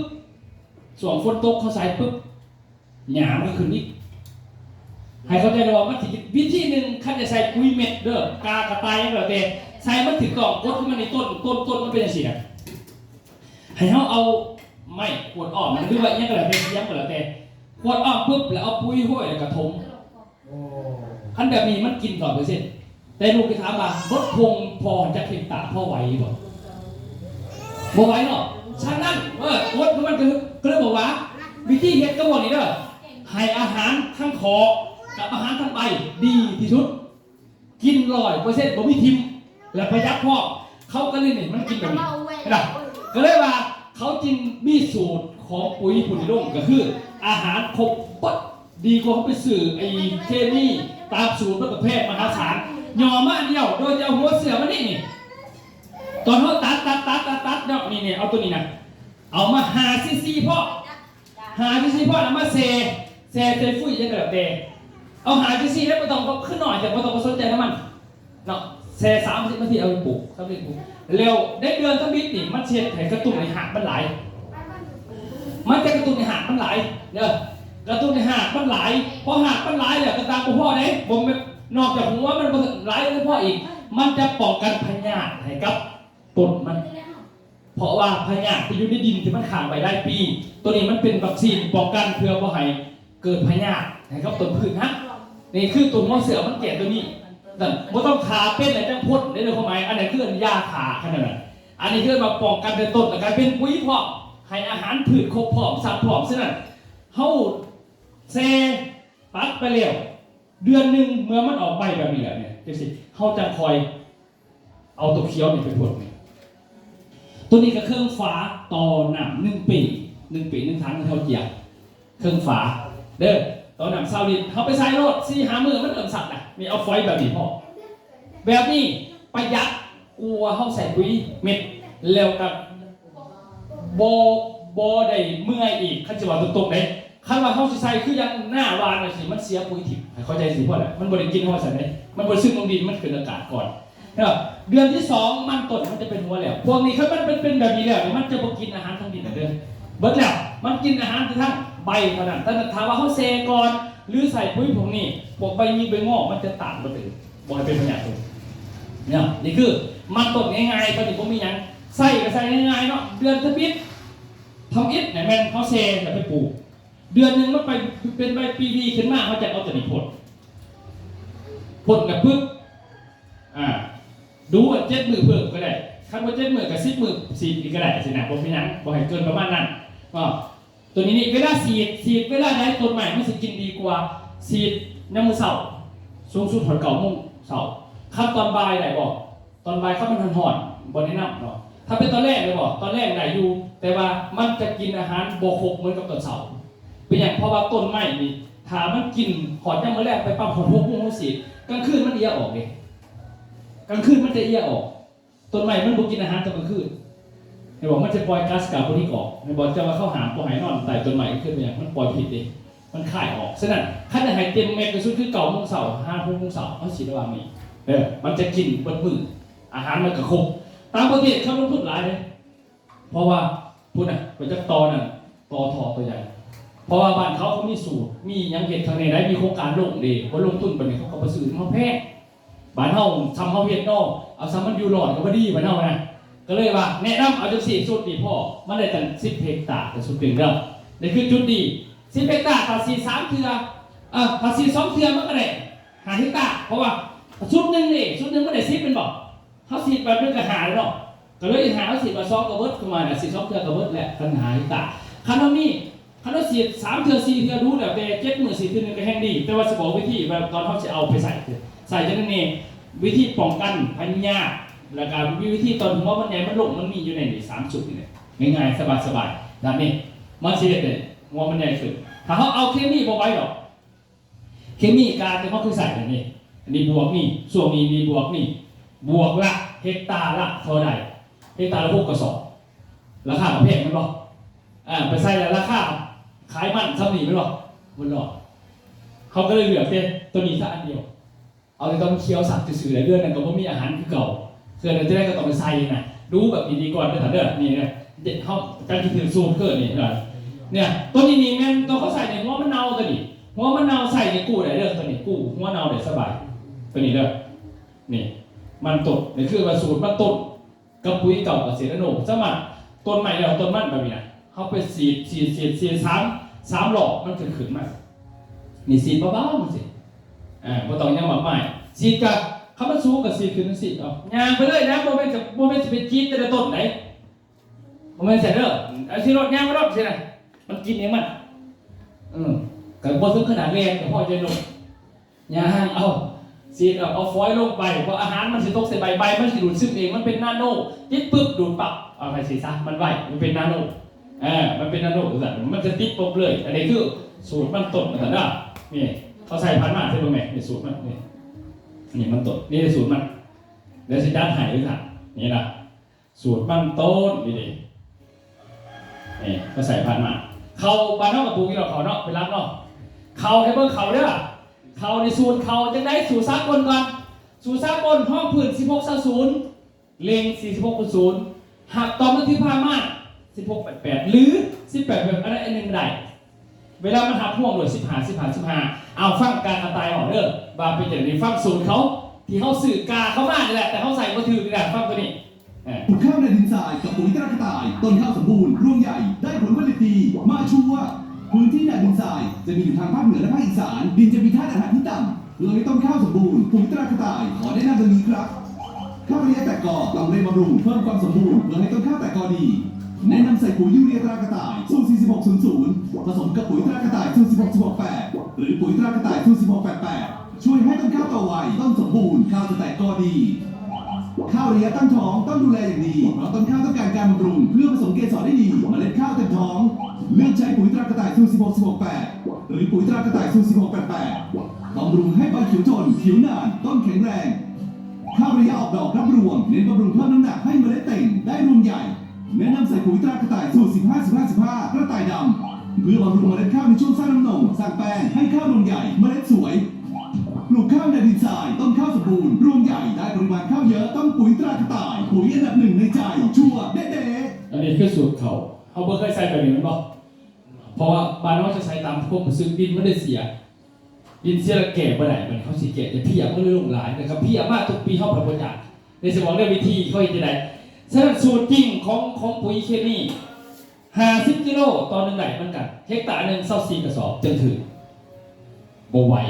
บันไดทรายเขาใส่จะได้นี่เขาใส่3 ส่วนเด้อเขาใส่ส่วนแต่กอตั้งท้องหับพ่วงคือประเทศไทยประเทศลาวปกติก็ต้อง3บ้านเรามีห้องพื้นแต่กอตั้งท้องแต่บ้านเรายักไปอีกเป็นห้องพื้นกับแต่กอบอกบางคนมันยักไปอีกใส่เดียวผัดใบจะไหนคือเขาเป็นบ่ได้ใจมาเขาตัวเขาไปละโมเมนต์ไหนเขาใส่มือถือฉะนั้นการเทศหน้าในประเทศเขาต้องเตรียมปุ๋ยยูกาจนเขาเคยใส่นั่นแหละ4 สูตรจัง4เสือวันหน้าต้นไม้ต้นเขาจึงจะกินสมบูรณ์แบบแต่ถามว่าเขาใส่ร้ายไปแล้วดินมันเสื่อมมันส้มเขาเอาขี้เกียจลงคือโดยขี้เกียจเพราะนั้นเองเห็นหน้าสบายเลยเด้อแต่บางมาใส่ร้ายว่าบางเขาใส่ปุ๋ยร้ายดินมันตายดินมันตายดินมันเสื่อมดินมันส้มเขาจะใส่ขี้เกียจไปลงร้ายชุดถ่ายมากเขาก็ใส่ปุ๋ยหนามแท้นี่นะพอปุ๋ยหนามดินทรายปุ๋ยหนามดีสุดเพราะว่าบ่มีน้ำก็ได้ขอแต่ว่าเอาปุ๋ยหนามไปผลมันกินทั้งใบยังไงเอาหมาเอาผลได้ที่กันเด้อปุ๋ยหนามมันดีจังสั่นพอต้องหาน้ำเต้นน้ำครบน้ำยังพอจะเป็นปุ๋ยหนามมันจะหายเรื่อยๆมันจะมาคือปุ๋ยหนามปุ๋ยเม็ดนี่ท่านแสดงสูตรปานเท่าไซโซนไลท์เป็นที่16:0ห้องพื้นเล็งด้วย46:0เป็นว่าเป็นไงจบเนาะ เขาใส่คู่กันไปเด้อบัดเขาใส่คู่กัน2อันนี้เป็นยังมันคือเพียมากแต่กี้บ่มีบัดนี้เพียคือมากเพียมากพอเอายังพอเบิ่งตามสูตรกันเด้อสูตรปุ๋ยจะมี NPK เลขข้างหน้าให้ใบให้ลำให้เขียวเลขข้างกลางให้หักให้ดอกให้พวกแง่เลขสุดท้ายให้มาเพื่อในรสชาติเขาใส่เป็นห้องพืชตอนห้องพืชเพื่อให้เลขเศร้าทำงานให้หักมันจับดิจับแล้ว14วันเขาใส่4.0ให้ยังนี่ให้ใบให้ลำเนาะให้เขียวเนาะบัดนี้ฤดูหนึ่งเขาใส่ 16% ตอนห้องพืชความเขียวมีล่ะ 16% เลง46ฤดูหนึ่งเขาใส่ยูเรีย 62%ยูเรียนี่เป็นยังยูเรียนี่ให้พืชเขียวเด้อเปิดมาเองถ่านน้ำตาลให้พืชคือคนใหญ่ด้วยน้ำตาลกินเขาลงไปมันก็เป็นน้ำตาลกินนั้นลงไปเป็นน้ำตาลเวลาเขาบ่สบายเป็นอย่างน้ำตาลมันเกินตับอ่อนมันบ่ทำงานให้เป็นเบาหวานใช่ว่าเขาก็เป็นน้ำตาลทุกอย่างเป็นน้ำตาลบ่ได้เด้อคันบ่เป็นน้ำตาลคนเข้าเหือออกบ่ได้ฉะนั้นคนนั้นมีกระสับกระเซ็งน้ำตาลทางกายหลายแต่ว่าเป็นยังคือบ่เป็นหวัดเพราะว่าตับอ่อนเขายังแข็งแรงคุมได้คนเฒ่าอ่อนแอตับอ่อนบ่ทำงานหลายเวลาน้ำตาลมันเกินเฮ็ดให้เฮาปวดหัวหรือไปปวดน้ำตาลเกินบ่คือบางคนขึ้นตาขึ้นน้ำตาหมอกพยายามไปมากกันน้ำตาลบ่คงที่ฉะนั้นก็เรียกว่าเขาเหมือนกันเขาเป็นไงโดยถาดน้ำตาลมาจากสายจากถาดยูเรียเท่านั้นฉะนั้นเป็นยังเขาใส่ปุ๋ย46.0ปุ๋ยกากระต่ายสีฟ้ามันคือเขียวไว้เพราะว่ามันฝ่าสัตว์เพาะเล็งน้ำตาลแต่เขาเล็งน้ำตาลกันตลอดเมื่อคนนี่นะเห็นเหลืองบ่ได้ใช้น้ำตาลอีกคือคนแบบพวกเขาเตะหาวกับใส่น้ำตาลเขาเตะใส่น้ำตาลเป็นพยาธิบ่เป็นเนาะพืชเลยเนาะอ้วนบ่อ้วนเนาะขั้นอ้วนเนี่ยบ่มีแห้งเนาะอยากเส้นนอดพืชเหมือนกันเด้อคนเราเวลาเห็ดเขาเห็ดหน้าเขาเห็ดมันตึงเห็ดมันใหญ่มันเขียวมันสัตว์แล้วเห็ดมันเนี่ยดีใจป่ะดีใจแต่มันอ้วนไหมเขามันอ้วนปุ๊บน้ำหมอกลงฝนลงนี่คนเราเห็นไหมมันถึงนอดแอบเลยผู้ชมเลยคือเรามันอ้วนมันโมมีแห้งนะเวลาไปยังมามันขึ้นไปไหนมันลงเนาะเพราะมันลงไปบนน้ำตาลเกินเพราะน้ำตาลเกินมานี่พยาธิมันเข้ามา2 ทางเด้อ1พยาธิมาทางอากาศถ้าอากาศจะใช้มันเคี้ยวนี่มันเพียมาเพียมันก็เลยไม่กินเขาเคี้ยวได้เพียมันก็กินถาดน้ำตาลติดได้ใบเขาเท่านั้นทุกท่านให้เข้าใจเรื่องมันก็เลยไม่กินคุ้มเคี้ยวคันคุ้มเคี้ยวเพียมันหยาได้ทั้งที่ซึ่งจริงหรอเคี้ยวมันคือบนโลกอ่ะมันก็ไปเห็นเลือดไอ้แม่หรอกบัดถ้าก็เพียก็มันแดงๆแล้วไปไผ่เคี้ยวเขาบอกมันคือบอกไปผ่าไปกินมันเดือนครึ่งอ่ะมันโมเมนต์เราไปไงเด้อมันไปกินข้าวเขียวเพี้ยมันมากินอาหารมันจะติดในใบเขาก็คือยูเรียที่มันเกินเพราะว่าพืชมันดูดอาหารต่างหากเพราะอย่างกินไปแล้วก็ทายก็ถ่ายทั้งใบมันไปติดอยู่ในนั้นนะเพราะมันติดในใบเขาเพี้ยมันบ่มีตาเลยมันมีแต่หนวดมันบินมันมาจับมันมีวันกินมันดูดกินอยู่ในใบเขาที่เหลือมันมากมันบ่มากผู้เดียวมันเอาเมียมันมานำมันก็ออกลูกออกเต่าที่บ้านนี่พี่หนองมันนี่มันไปกินเนี่ยสุดท้ายมากขี่ใช่เหี่ยวใช่ต้นไม้เขามีปัญหาบอมแมนยอดขี่พี่อ่ะเหี่ยวพี่อ่ะฉะนั้นมันเรืองแบบนี้เห็นหรอนี่มันเป็นจังสิแต่มันมากมันเขาก็เลยพากันขาพากันไล่พากันฉีดยาบัดฉีดยาลำกระดับฉีดมันนี่3 มื้อมาใหม่เนาะเขาก็ว่าเพี้ยยุคเทคโนโลยียุค iPhone นี่นะมันคือมาตายง่ายพวกแม่เด้อตัวเขาฉีดมันตายแล้วแต่ตัวมันมาใหม่น่ะมันกุ้มใหม่อีกมันมาเพราะอย่างมันมีอาหารมาเดี๋ยวมันก็อยากมากเลยซะเพราะว่ามันกินมันมามันก็มาอยู่คือเอาขาหนูดิหนูเงื่อนเอาจับตายไปแล้วขึ้นมามันมาจากเงื่อนไหมอีกเพราะมันมีบอลนะมันกินดิคันพวกมีของกินมันก็มันโจรหลักเขาเขาเนี่ยมีวิธีเดียวกว่ามันหลักเขาพี่โจมบอกคายมันเบิดมันบอกมันบ่มีเขามันก็บ่มามันบอกคันมันมีเขาแล้วเปิดประตูไว้บุญนี่มากก็ถือจับมันก็ว่าไม่มันเห็นบอลมันจะเอาพันบาปโจรหลายที่มันเห็นบอลออกอ่ะคันว่าขายมันก็บ่รักก็คือกันนี่เพียคือกันทุกท่านคือหมายความว่าคันเฮาสิให้มันบ่มาอีกก็คือมันต้องบ่มีอาหารกินอยู่ในใบเขานี่นะตาไปที่มันมีไล่ออกแล้วมันก็มาอีกเลยของตัวมันตายเลยมันมากินของมันจัดน้ำมันดอกมันมีเสือมันนุ่งสองเพียเนาะนี่บอกเพียเสือใส่เสือมางามมันมีในน้ำมันจัดน้ำหอมสนับทั้งภาครัฐเพื่อจะให้ลดปุ๋ยเคมีลงเด้อเข้าไหมบ่แม่นให้เศร้าใส่ได้เศร้าใส่บ่ถือเด้อไปยังทุกคนคือคนอย่างไรวะพ่อต้องเศร้ากินน้ำตาลเด้อเมน ตัวพอเข้าใจคือน้ำตาลตัวไซเฟอร์เป็นบอกที่จริงน้ำตาลเข่ากับน้ำตาลเป็นไงต้องยำเข่าแบบคนบอกเป็นเบาหวานเขาไปกินข้าวไม่เลยกินหลายคนได้เป็นบอกมันคือเข่ากับเบาหวานเข่าจีกับเบาหวานเฟอร์กับเบาหวานจะยำลงไงถาดแป้งทุกชนิดคือน้ำตาลเบิดถ้าต่อยกินบนนั้นคนก็ตายเลยคนอยู่บนไหนเลยแต่ว่าเขาเข้าใจผิดซื่อๆน่ะคือกันก็นี้กันให้ลดลงเด้อประมาณบอกให้ใส่คัดปล่อยใส่เผื่อมันก็ไม่ใหญ่เลยไอ้คนเขาบอกเขาใจฉะนั้นปุ๋ยตัวนี้ลดลงในการใส่สีซะฉะนั้นคันใส่คู่กับปุ๋ยเท่าไหร่บอกได้ให้ใส่กะเด้อของเขาบอกให้ใส่กะไปยังไงใส่กะหากมันหลายเวลาเขาลงมันขาดเขาไม่ขาดเขาจะด่าไม่ได้เอาพวกนี้ใส่กะอย่างเดียวจนทีนั้นจะมาใส่ปุ๋ยเท่าเด้อฉะนั้นถามว่าใส่แต่มันอย่างเดียวปัญหาก็คือนี่แหละดินมันเสื่อมดินโซมและคนส่วนมากเป็นบางคนนี่ผสมปุ๋ยเลยกับบ้าขี้ขาดใส่แล้วเถื่อเคยเป็นบ่เอาห้องผืนกับที่ใส่อยู่เดียวเล่งกับใส่ผสมปัดเดียวบ้านเลิกกันแล้วไม่ได้หรอกเด้อเขาใส่ไปประเกิน3 ปีเด้อรีบเขารีบไปยังคือรีบเพราะว่าเขามาปุ๋ยนี่มันจะกินตามส่วนของผืนต่อการเขาผัดเอามาลวกกันเบิดไห่บัดเดียวว่าให้มันเหลวเลยแบบเขามีลูกสาวเลยนะเขาขึ้นเสียเขานะกูตะกี้ก็บอกกินเบียร์นะกูใหญ่มากกว่ากินเขาพันละบุ้งกูเร็วยี่นางนี่ใหญ่มากกับชิบะตางกูนะเอาไปชี้จ้างมึงไปหรอแต่ยังหน่อยแต่บอกโน่ย่ามันกินนมมันกินนมมันบอกมากินนมมันนางเคยกินเบียร์ก็กูนี่ฉะนั้นมันก็กินตอนนั้นไงแต่บอกแบบนี้ตายบอกคนไปยังมันสนองอายุมันอายุเพื่อนเหมือนกันขนาดเป็นไข่เนาะเขาเป็นเมย์เขากินยากำหนึ่งเนาะคือเศร้าไข่บอก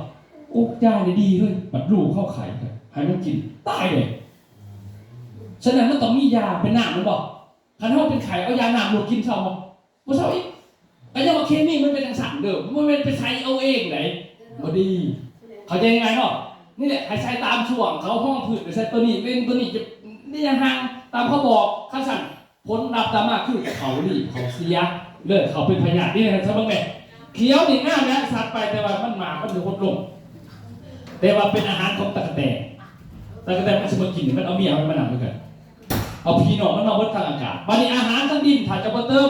โลกขอไปแห้งโลกลำต้นนาวโลกกลับไปนาโลกยุดเทียมตาลเบิดลิดปุ๋ยปุ๊บพยานมากนี่พยานมากกำลังว่าส้มว่ามันง่ามดูดีปัจจิเกียวหาข้าวหัวเคยเห็นบอกนี่คือเราพยานในดินมันมากสนั่นไหนก็จะว่า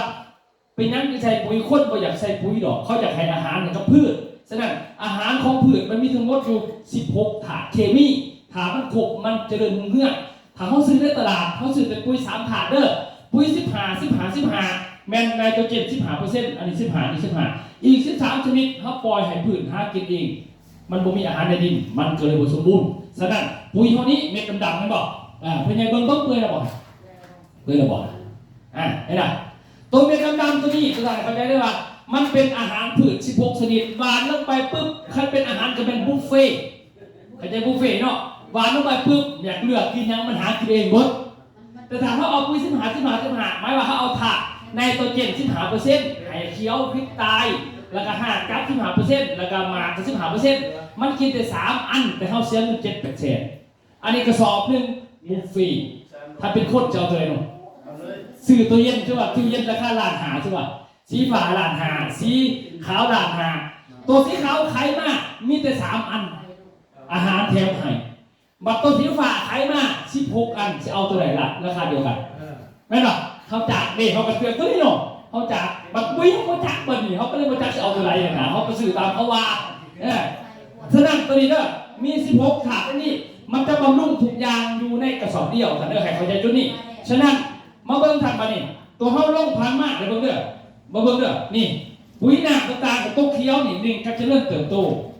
แล้วตัวนี้ตัวซับตัวใหญ่ตัวแตกก็ตัวต้นใหม่มันใหญ่ตัวนี้มาหาซับใหญ่ตัวนี้เด้อตัวเขียวนี่ส่วนตัวแดงนี่ดอกจับหมากมีน้ำหนักตัวยางตัวนี้นะบัตรต้นส้มนี่เป็นยาผสมตัวยางคือผสมกับตัวไหนตัวนี้ออกฤทธิ์อีก3 เท่าตัวนี้ผสมตัวนี้ดีกันเลยเพิ่มอีก3 เท่าดีผม3 เท่าและตัวนี้มันผสมตัวไหนมันเฮ็ดให้เพิ่มฤทธิ์3 เท่าทั้งพ่อและเฮ็ดให้มันเป็นคือยาปลาเนี่ยเจ็บหัวกับกินมันยังกับกินมันจะป้องกันโรคเห็นป่ะ ป้องกันโรคป้องกันเพี้ยป้องกันนั้นต่างๆมันจะผสมแบบนั้นนี่ใช่ไหมเนี่ยนี่พวกจังสีมันจะบลงนี่มันจะต้านทานลงนี่แต่พวกจังสีมันจะบลงแล้วเปียลงเขามันจะบลงพวกนี่พวกเรื่องเลี้ยงจังสีแก่ได้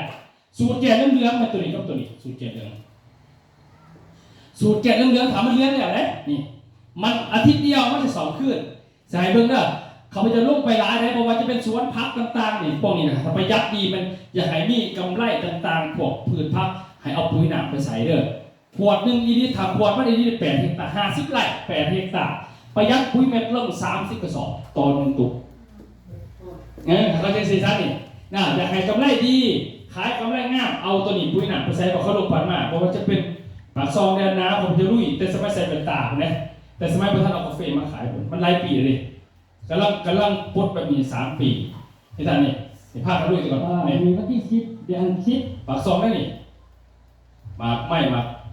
พวกนี้เอาไปใส่โลด3-4 หมื่นเห็นพ้นแหละว่าส่งเพื่อเป็นยังปรึกษาได้เท่ากับเสียงไหนครับต่อมาส่งเห็นดังบอกให้เขาพิจารณานะเถอะนี่ท่านนี่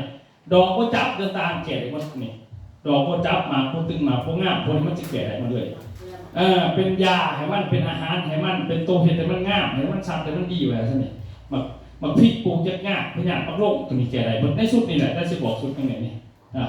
มันสิแก่ตรงนี้มันเอาพริกแบบเพชรบอกตรงนี้ลงไปพวกแดงๆเรืองๆเขาโครงการมาได้หลายได้ประหยัดพ่อท่านนี่ล่ะมันซาลี่ไปเงี้ยต่างๆไงบักคุงหมูยังแล้วแต่เขาสมัครใส่หมดเลยเห็นไหมมายังไงน่ะจะให้มาจับดอกจับเดี๋ยวหมดเลยทุกท่านนี่พอปลูกจากอย่างกับทุเรียนเขากับพานมาเป็นเดียวแล้วเมื่อเบิ่งก็เขาเห็ดแปลงทดลองเพราะว่าเขาจะเห็ดแปลงทดลองทุกนิดที่มาสารวัตรนี่แมนอยู่ที่ลงเมืองว่าปีก่อนตอนลงเมืองว่าปีเนาะเขากับลงเห็ดแปลงทดลองทุกนิดอยู่บ้านนี้ทุกท่านอยู่บ้านสุธีบางทุกทีอันนี้มันแปลงต้นนอกของเมืองเลยตัวนี้มันปุ้ย15ตัวนี้เพิ่นหายห่อวันเหลืองเพิ่นว่าข้าเจ้าแก่ต้นเหลืองดีได้เดี๋ยวสักเดือนสิขายเพิ่นว่า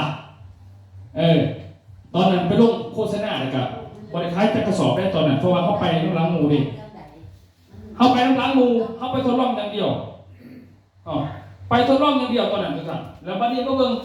บัดนี้เขาเอาหน่วยงานทดลองเอาวิชาการจากไทยมาซอยเบิ่ง7 มือตัวเรื่องเนี่ยมันรุดออกไปเคี้ยวขึ้นมาเลยไอ้บุคคลท่านบอกจะให้เบิ่งวิดีโอเด้อตอนเท่าเดิมนี่เอาวิชาการไทยมาสอนตอนไหนท่านเบิ่งเอาการทุกทีนะครับมาทุกทีนี่ผมมาแก้ไขปัญหาอาทิตย์นึงแหละผมมาฉีดเองนะครับพี่น้องเบิ่งครับเบิ่งนะครับนี่สมัยก่อนเป็นแบบนี้ครับ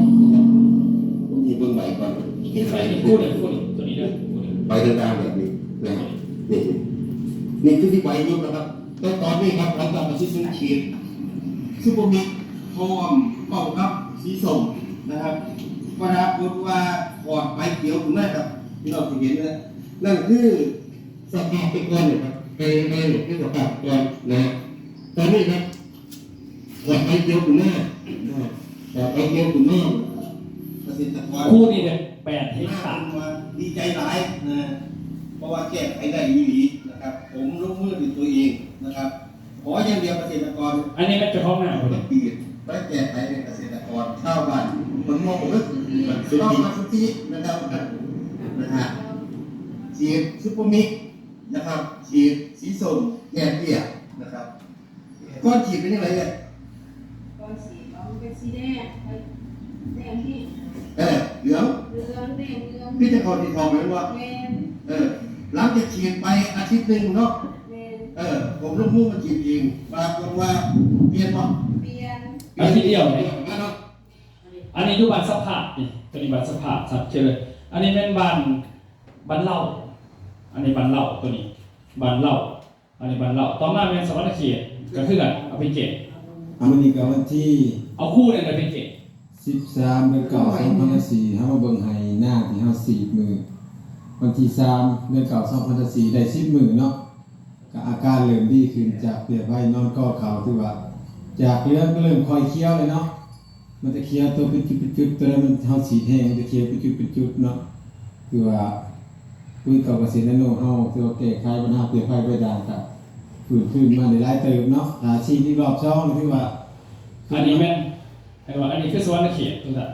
ต่อมาอันนี้เป็นอัตตปือนี่มันเป็นทดลองของแผนกกระชับเลยเพราะอัตตปือนี่มันมีหน่อยเมืองเนาะก็ไก่แคว้นเบิร์ดใช่ไหมเมืองบริเวณไหนบอกว่าคือเฮ้าอีกเฮ้านี่เป็นเมืองอื่นนอกจากในเมืองโลกอีกแคว้นจังมันแคว้นเกียรติต่างกันแต่ละบ้านเฮ้าจะบอกคือกันแต่ละแคว้นอันนี้มันแปลงทดลองของแผนกของกสิกรรมเนาะของเครื่องอัตตปือต่อมาเขาจะมาเมืองเฮ้านี่นะมาเมืองสารวัตรทมิตรนี่เป็นเปิดตู้บึ้งไส้กันไหนห้อยเสรีมาอยู่เลยพี่เนี่ยมันคนเสือผ่านี่มันมาอยู่จังหวัดขึ้นประเทศ นี่จะฟ้องประเด็นคนนั้น ปัญหานี่ใช่พี่เก่าเกษตรโลกเป็นยังไงตอนนี้ โคตรบัตรดึงไส้ เหมือนว่าอ้อยบกินเนาะ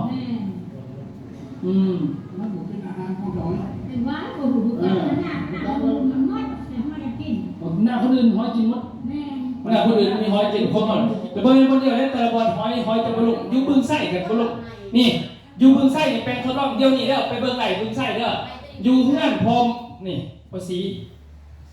อันนี้คือเดียวนี้บานเผาเดียวนี้แปลงทดลองเดียวนี้แหละหน้าแทรกเนาะก็คือเขาจะลงมัธวิทย์ดิเอาไปต่างๆไปบ้างให้เพื่อนแล้วก็เริ่มทดสอบนี่ก็เพื่อนนี่เพื่อนมาหมอกปุ้ยเพื่อนทดลองแล้ว30,000เพื่อนวานแล้วเนาะก็เอามาตัดไปเพื่อนวันนั้นมาให้ข้อมูลในการใส่ปุ๋ยน้ำเด้อพอเด้อสูตรข้าพเจ้าเฮ็ดแปลงทดลองนี่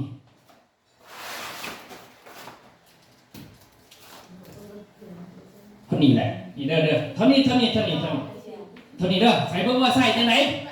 นะถ้าอยากให้เป็นคือเพิ่นใส่แบบนี้แหละประหยัดพอนี่ใส่ปุ๋ยได้12 วัน12 วันนี่12 วันเป็นจังนี่ใหญ่ขึ้นมาซั่นนี่แหละแต่เท่านี้12 มื้อเด้อ12 มื้อหลังจากนั้นมันครบ20 มื้อไปอีกตัวนี้ไปยังมาเล่นสำเขียนน่ะตัวนี้แม่น20 มื้อสำเขียนน่ะ20 มื้อตัวนี้ตอนนี้20 วันนี่ตอนนี้เลย25 วันมานี่สำขาน่ะ25 วันนี่ได้25 วันนี่เขาไปจะไปนี่ดิ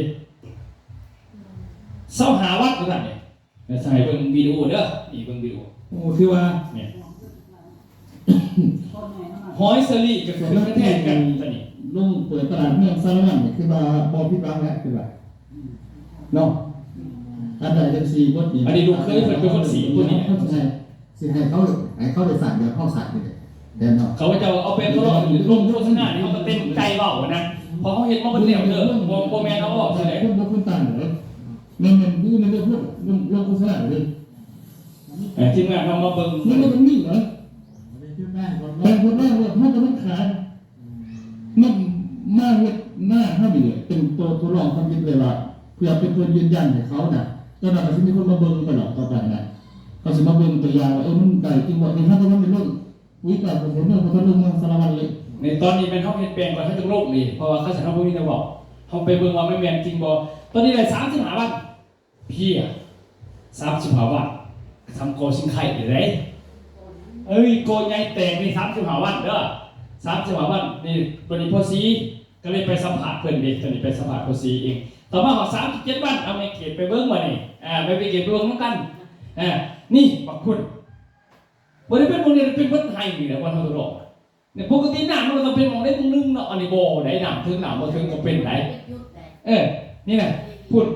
อันนี้มันตอนไม่ได้37 วันเลยเด้อพญาผมมีทางร่องบอลอื่นนี่มีของเฮาบ่มีลงเลยเด้อใน37 วันเนี่ยนี่37 วันนี่เด้ตอนเอาไปเก็บไปเบิ่งตอนนั้นเพิ่นไปเบิ่งเด้อบัดนี้เจ้าของหน้าเพิ่นเนี่ยอันนั้นเปรียบเทียบแล้วอันนี้ของเฮาทางประเทศใส่ปุ๋ย15ต่างกันแต่เบิ่งเนี่ยก็อันนี้35ตัวนี้15 ประชาชนพร้อมนี่มันมีหอยใส่หอย มีหอยอยู่ไหน คุยกับเกษตรกรจะบ่มี ฝั่งนี้บ่มีหอย แล้วครั้งที่2ก็คือแนวไปมันยังห่างกว่ามันเห็น ห่างเห็นหนักบ่ล่ะ ตอนนี้เราเห็น ฝั่งนี้บ่เห็นอยู่ไหนนี่คือต่างน่ะ15ก็ต่างน้ำตาลแบบ เบิ่งมาปานนี้ทุกที พาเบิ่งอีกตอนมันสิกลมไหม เนี่ยอันนี้คือเจ้าของเพิ่นนะ ตอนดำทั้งนิดนี่แม่นแกกีบ2กีบใช่บ่ครับ3กีบปกติเนาะ ดำตัวนี้3ขีดเด้ โหมันใหญ่เนาะใหญ่อยู่แล้วนี่เนาะ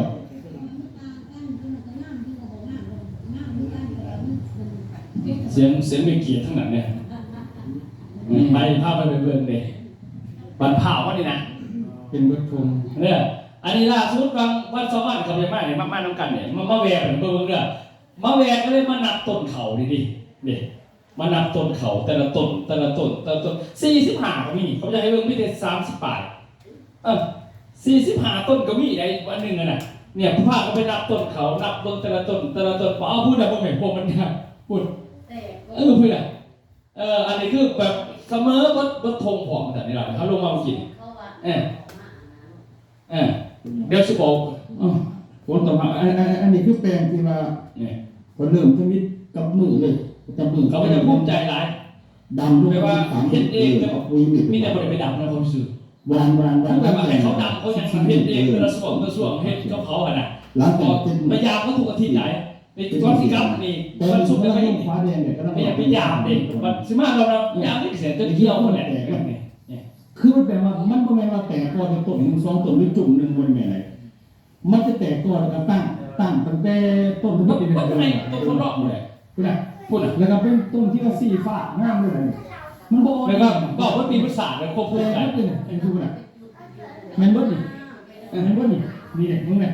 มึงแหม่มึงไทยแล้วมันแหละไทยแล้วก็ไม่มาสิเพิ่นเนี่ย มันเป็นแบบว่าแต่ก็บดพงดีเลย แต่ว่าลูกไปนับ30ตัวเนี่ยไม่ว่าเห็นตัวนั้นเอาตัวนี้แหละเสียกระดับเลยนะเวลาเขาไปรู้แต่ละอันเนี่ยมันเป็นบทที่บ่ได้บ่ได้ อ่ะปวดแตกคุณน่ะมันกินอาหารไปทั่วถึงสิเนาะคุณน่ะก่อนใบสีฝาใบกองใบแตกแบบงามด้วยล่ะคุณน่ะกินอาหารแบบ อันนี้คือปุ๋ยเฮาเป็นตัวนั้นเนาะบัดตัวนี้นี่แม่นอยู่บ้านวังงัวเด้อบ้านวังงัวนี่ใส่อันนี้อันเดี เลี้ ย ยว วหายหาย ใส่ตัวนี้อันเดียวนี่อันเดียวน่าแซ่บเด้อเบิ่งเด้อนี่ตัวนี้ใส่ปุ๋ยเฮาแล้วไปเบิ่งหน้าข้างๆตามพร้อมกันบ่ได้ใส่ปุ๋ยเฮาเบิ่งเด้อเขาตากพอเบิ่งด้วยเนี่ยนี่ ซุปเปอร์มิก ในซุปเปอร์มิกเป็นตัวนี้ซุปเปอร์มิกตัวนี้เด้อ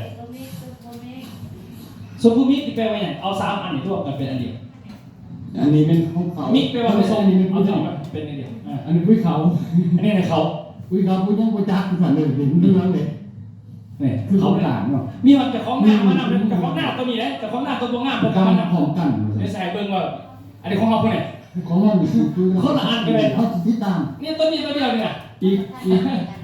นึ่งเขาติดตามอีก นี่คือเจ้าของหน้าภูวงหน้าอันนี้เนี่ยถามเราเนี่ยเราตอบ ฟังเอาถามเจ้าของคุณหน้าทางเที่ยงไปเจอคันด่วนคุยโอเคเนาะได้เนาะขนาดนั้นเลย7มื้ออันนี้มัน7มื้อ อันนี้แม่นเจ้าของหน้าตัวงามมาก เพิ่นเจ้า เพ ของ ราะ ห ว่า น้าเพิ่น เจ้าของหน้างามแม่นไปห้องหมอก่อนเลยเนาะไปห้องหมอ เห็นแล้วกันมือ พาเนี่ยไปห้องหมอก็เลยว่าไปถามหน้าข้างๆกันไปสนิทก็เลยเป็นพาไปมันก็เป็นพาไปเบิ่งโอ้โหเราเป็นคนบางง่วงมี ลุยให้ลุยหน้าลุยสวนลุยแต่ งานเองเนาะตัวนี้ตะกาเนี่ยตะกาแปลว่าถอนนำบุคคลซื้อตัวนี้เนาะอันนี้พวกเกี่ยวกันตะกาเป็นฟ้าไว้อันนี้เป็นผู้สั่งตัวผู้เคี้ยวนี่ใส่ปุ๋ยเก่าเกษตรนกเนาะอันนี้ใส่ปุ๋ยหนามเนี่ยเขาต้องมีเวลาไปบัดนี้ฟังนี่เนาะฟังนี่มันเคี้ยวเนาะนี่มันบดนี่ครับบัดนี้มาฟังเบิ่งอยู่ บน ฟังเบิ่งนี่บ่ได้ เดี๋ยวนัดเราไปใหม่ นี่จะของหน้าเพิ่นนี่ เบิ่งออกตอนไหนมีเข้าไปเบิ่งเวลาเอา มี ไหน การแบบโอ้ทางนี้แบบเคี้ยวขึ้นบัดท่านน่ะแบบบ่เคี้ยวขึ้นแล้วบัดดำของกัน นะเบิ่งเด้อหน้าเพิ่นเด้อหน้าเพิ่นอุ้มลูกมา สี เด้อ ตัวใหม่ แล้วมาดับพร้อมกันเพิ่นดูกันถามให้ถามข้างหน้าไปซื่อน่ะ โอ้ขามห้องนี่มาเป็นหน้าเจ้าเนาะนี่เนาะ นี่ มันก็ต่างกันคือว่านั่นนี่ เด็กของเพิ่นเด้อ ต่างกันเนาะ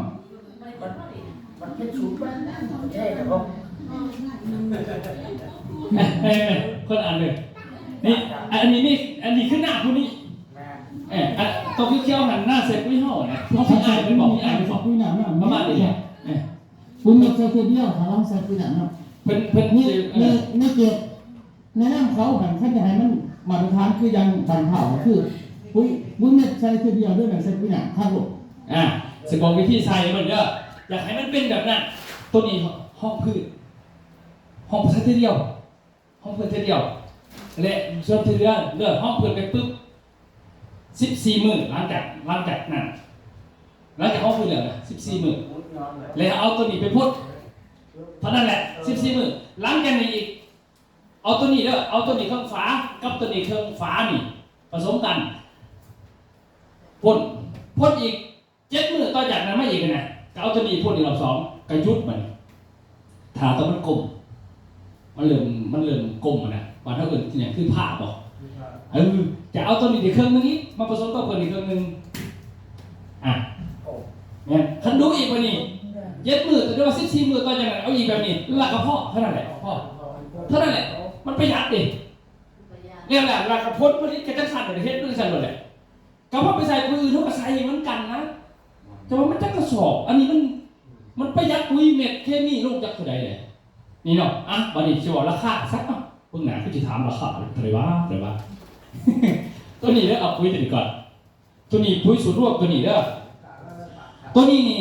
ขายในตลาดเนาะทีมงานขายในตลาดกระสอบละ680,000 กีบเด้อ680,000 กีบขายในตลาดบัดนี้ตัวแทนลงคือพอมอนนี่เรามาขายนี่เนาะก็คือเราเป็นตัวแทนบริษัทเราขาย650,000 กีบดีบ่ได้นี่แต่ไป650,000ของเราเนาะสอบนึง650,000 กีบบัดนี้คือเขาไปจะลงเอาสิเนาะลงเฉพาะมื้อนี้ได้เด้อเพราะว่าเขาจะต้องการเอาข้อมูลที่จองไปให้แขวงดิเขาจะให้ตัว630,000เพราะว่าเนี่ยเขาจะให้พอแล้ว630,000เลยเอาเขาใจกันเลยนะพ่อเนาะให้พอมอน630,000แล้วมาให้630,000เป็นมันลงเขามาเห็นนะก็เรียกว่าพอเขาส่งเถื่อนดิก็เรียกว่าขั้นเอามื้อนี้บ่ท่านได้เอาเงินหายได้แม้ว่าเขาจองก็ได้จดซื้อไว้เพิ่นรับสงการผมก็ส่งจะเอาเงินให้เพิ่นนะให้630,000 กีบกระสอบนึงแล้วซื้อครบ10 สอบแถมมาอีกกระสอบนึงรวมกันก็แล้วแต่โอเคเนาะขอนึงเนาะแต่สถานะขั้นครบ20กะได้2 สอบหลักให้บ้านหันเป็นตัวแทนเลยอัตโนมัติได้เป็นตัวแทนเขาเลยแล้วเขาก็สิมีกิจกรรมต่างๆให้ร่วมต่อไปนะตัวนี้จะให้พมอสเพิ่นแจกทีนึงปุ๋ยหนักคือกันราคาเดียวกันปุ๋ยหนักราคาเดียวกันให้630,000ครบ10แถม1คือกันแต่ว่าพิเศษมื้อนี้เอาสิซะเบิ่งหน้าเขาคือสิตามได้ง่าย เอาจังซี่ซะปกตินี่3อันนี่เพิ่นเกิด1,890,000เนาะ1,890,000คันเอาหมายความว่าเขาสิจองไว้ก็ได้ในมื้อนี้น่ะหรือสิเอาเงินเลยไปใส่เลยก็แล้วแต่เฮานะเฮาให้ร้านนุ๊กพอตัวนี้เด้อเฉพาะตัวนี้เอาให้ร้านนุ๊กจนไปเด้อเพราะว่าแม่นจนไปได้เพราะว่าลูกบ่ได้บอกคือกันเด้ร้านนุ๊กก็ไม่ว่าภรรยาลูกไปเคลียร์เอาเองนะเพราะมันน่ะลูกไปเคลียร์กับห้องงานเอาแต่ว่าถ้าว่าเอาบ้านนี่คือบ่บอกสินะมันเป็นจังซี่เด้เพราะว่ามันเฮาบ่เป็นคนขายเนาะเฮาเป็นคนนั่นเจ้าของโฆษณามันบ่คือกันคันพอไปขายขาดทุนไปขายมันนั่นเด้ครับเมื่อยันได้ขายมันคือนึงกันนะมาหลอก2ใส่ดีอยู่แต่ว่าบ่มีน้ำมันรถก็บ่ได้ตัวนี้ให้ร้านนกเนาะตัวนี้เนาะให้ร้านนกไม่ว่าจากร้านเท่าได้890,000บ่890,000ตัดต่อให้เราจะร้านนกพอเพราะว่าเฮาสิส่งโรงงานสำนักเอาตัวนี้เป็นโปรเอาแต่ตัวนี้ให้เลย6,300ราคาจำแม่นเพราะว่าคันมาขายกับ6,800เขาขายกันตัวนี้อันเดียววะตัวนี้เดียวราคามัน 1,750 บาทบ่ถึงตัวใดราคามันกี่คูณมั้งอาจารย์บ่ให้เราคูณมัน1,750 บาทคูณ6ตัวใดเอาคูณมั้ง1,750 บาทไม่ถึงเท่าไหร่ราคามันจริงๆ1,140,000 1,140,000แต่คันเอาลงให้800,000ตัวนี้เด้อให้800,000ให้พิเศษแต่ว่าได้ออเดอร์ซื่อๆให้แต่800,000แต่ตัวนี้เป็นตัวร่วมกัน3 อันมาเป็นอันเดียวจากร้าน6เหลือครึ่งนึงแสดงว่า3 อันร่วมนี่มันเป็นตามตัว3 อันถ้าเราซื้อเนี่ยเท่าไหร่แต่3 ลิตรเนาะตัวนี้มันเหลือมานิดนึงนะเขาหมายนะมันก็เลยมันแต่ว่าอันเดียวกันแต่ว่าคัดกับรอบเบิ่งจังซี่ก็ได้แล้วแต่คัดแบบเต็มสูตรเป็นจังซี่มันต่างกันในสั่นตัวนี้ให้800,000ตัวนี้เด้อให้ลองตัวนี้โอเคอันนี้คือเรื่องเล่าของปุ๋ยจักหน่อยกินกาแฟบางทีเป็นใจแสบบ่แสบเนาะถ้าแสบจะสิให้เบิ่งเรื่องว่ากาแฟนี่มันดีจังได๋ให้เบิ่งตัวนี้กาแฟที่จริงแล้วต้องให้เบิ่งจังซี่มันเป็นสมุนไพรแต่เด้อมันบ่แม่นกาแฟคือในตลาดได้คันกาแฟในตลาดมันก็กินเพื่อให้สดชื่นคาเฟอีนซื่ออันนี้แม่นกินเพื่อสุขภาพและความงามเนาะตัวนี้มันยังคือข้าพเจ้านี่แต่ก่อนนี่คือแต่ก่อนนี่คือเจ้าของเนาะนี่คือข้าพเจ้าเองเนี่ยตะกี้ข้าพเจ้าขายยาสมุนไพรเป็นขวดแล้วนี่ขวด1 ล้าน2 ล้านผู้ใดบ่มันถือได้เด้อเขาบอกว่า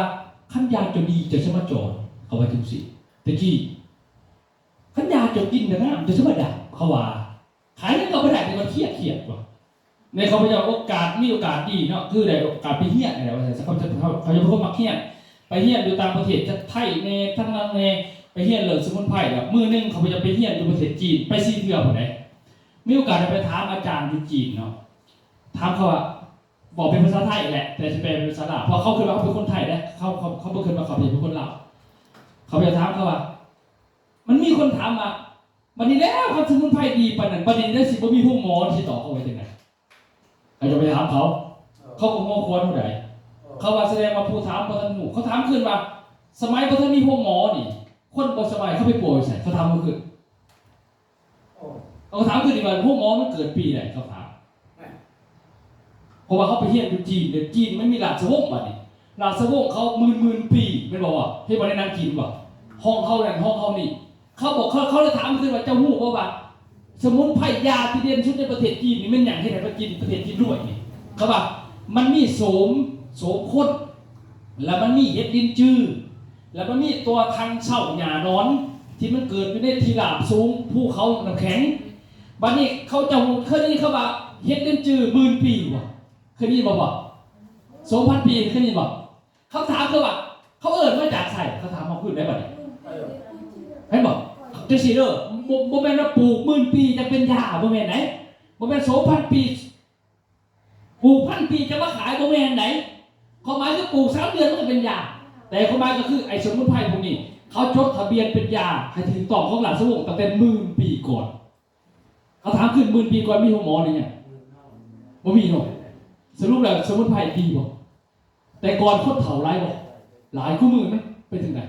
มันนี่แหละไม่บอกเพราะว่าพญาติมันเขามากพอจากการจูงกันกินพิษเด้จากสารฟอกโมลีนเขากินอาหารทะเลบ่มีบาดเฮามันบ่สนเนาะเขาก็เอายามัดตัวมันเป็นพญาติมานี่เขาก็เลยสอนนี่สมุนไพรมันเป็นซีเดอร์และเขาบอกว่าแต่เขาบอกให้พิพิธกันขนาดกระทรวงสาธารณสุขระดับชาติเขายังบ่ได้แยกว่าอันนี้สมุนไพรดีกว่าหมอดีกว่าบ่แม่นเขาบอกว่าจังซี่พญาติในโลกนี้มี2แบบเด้อพญาติในโลกนี้มี2แบบแบบที่1พญาติมีเสื้อกวดไปเฮ็ดเสื้อให้ไปป่วยอยู่พวกหมอเป็นอย่างเวลาพอสบายเขาจะให้แพทย์มากวดเลือดกวดเพื่อเอาเสื้อไปก่อนไม่รู้ว่าถ้าเฮ็ดเสื้อแล้วปัวพวกหมอสมุนไพรปัวบ่ได้โควิดกินสมุนไพรปัวบ่ได้คันเป็นอย่างไรคันว่าท่านเป็นป้องกันได้ใครบอกเข้าไว้นะแต่คันเป็นแล้วบ่ได้คือประมาณอะไรที่มีเสื้อ1เสื้อ2กระทันหันพวกนี้ให้ไปพวกหมออย่างเดียวห้ามไปจัดคลินิกผิดบัดนี้โรคที่2บัดนี้โรคบ่มีเสื้อโรคบ่มีเสื้อนี่คือคนที่อายุ30 ปีขึ้นไปเริ่มเสื่อมสภาพโรคบัดนี้ตาหูนี่ก็เสื่อมลง